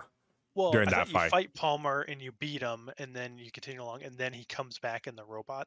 No, he never actually had a robot. It's just you fight Palmer, and then when you go to beat him, he almost gets killed by the tiny Bronco because the tiny Bronco is trying to take off, and he dodges it and he does the kiss my ass, pound his ass, and then he runs and gets hit by a truck in the OG. Oh yeah, I remember that now. Yeah. He gets the comedy death. You're like, yeah, and so the thing is too, like the reason you don't actually fly in the tiny Bronco in the original, like it takes off, but then Shinra shoots it, and then they hit the engines, and that causes you to crash into the ocean. And then it's just it travels on shallow waters. Yep. So basically, like light blue, and then the rivers, the rivers. But this time it's like, and Sid's like pissed off about the entire thing because he just wanted to fly again. In the OG. In this one, he's been flying. He's like, things like this happen. And I'm like, you know what? I'm actually okay with that because it's not the asshole he is in the OG, because he's not a nice person in the OG. Yeah, he was kind of very much like, let me do my own thing and you can go pound sand. Like, yeah, exactly. And this one, he's a little more lighthearted. He's a little more like caring about things. And I like that. But I think, again, we get the buggy and we're like, okay, we only get it for the one area. Then we get the tiny Bronco in the ocean. And this was, I didn't think they were going to do it. I didn't think we were going to have this kind of traversal and you get to go anywhere with the tiny Bronco. And I'm like, what? Yeah, minus anywhere that has like they put the rock boundaries. They put the rock boundaries, but the essential entire map now fully opens up to where you can travel to certain areas. You can actually take the tiny Bronco from like Costa de Sol all the way to Junon and stuff over there. And that's you can bring it all the way to the grasslands. There's a little area in the grasslands too. I'm like, holy cow, you can travel with this thing. I didn't think they were going to do it, and they did it, and I love it. Yeah, because I found it in the grasslands too, because like I found these ports like early in the game, like especially in the grasslands, I found like that port there, and I was like, oh wait, this is for later when you get the tiny Bronco, and I was like, okay, because those ports things you select and stuff. Yep. Right. But yeah, we get the tiny brown cone. Like I said, I did not expect it. I wasn't ready for it, and I was so happy that it wasn't just like a quick travel system. It was, hey, go explore, have fun. It's It like, was a nice little addition to opening up the world, because that was the other thing too, is right, like one of the areas to explore is actually that ocean area, mm-hmm. so which has some things. Um, but yeah, at this point, it's All right, and that was part 2 of our Final Fantasy VII Rebirth discussion with Edge. We will have a third one, which I will be putting out as soon as I am done with the rest of the videos. There's so much content that I did for this and so many videos, and I know they're extremely long. All these videos have been long. I apologize. I promise we'll get to shorter content after we are done with Final Fantasy VII. Until the next Final Fantasy game comes out. Anyways, guys, hopefully you guys enjoyed. Of course, refer to the beginning of the video about like, comment, share, all of that fun stuff. And I will see you guys all in the next video. Until then, take care.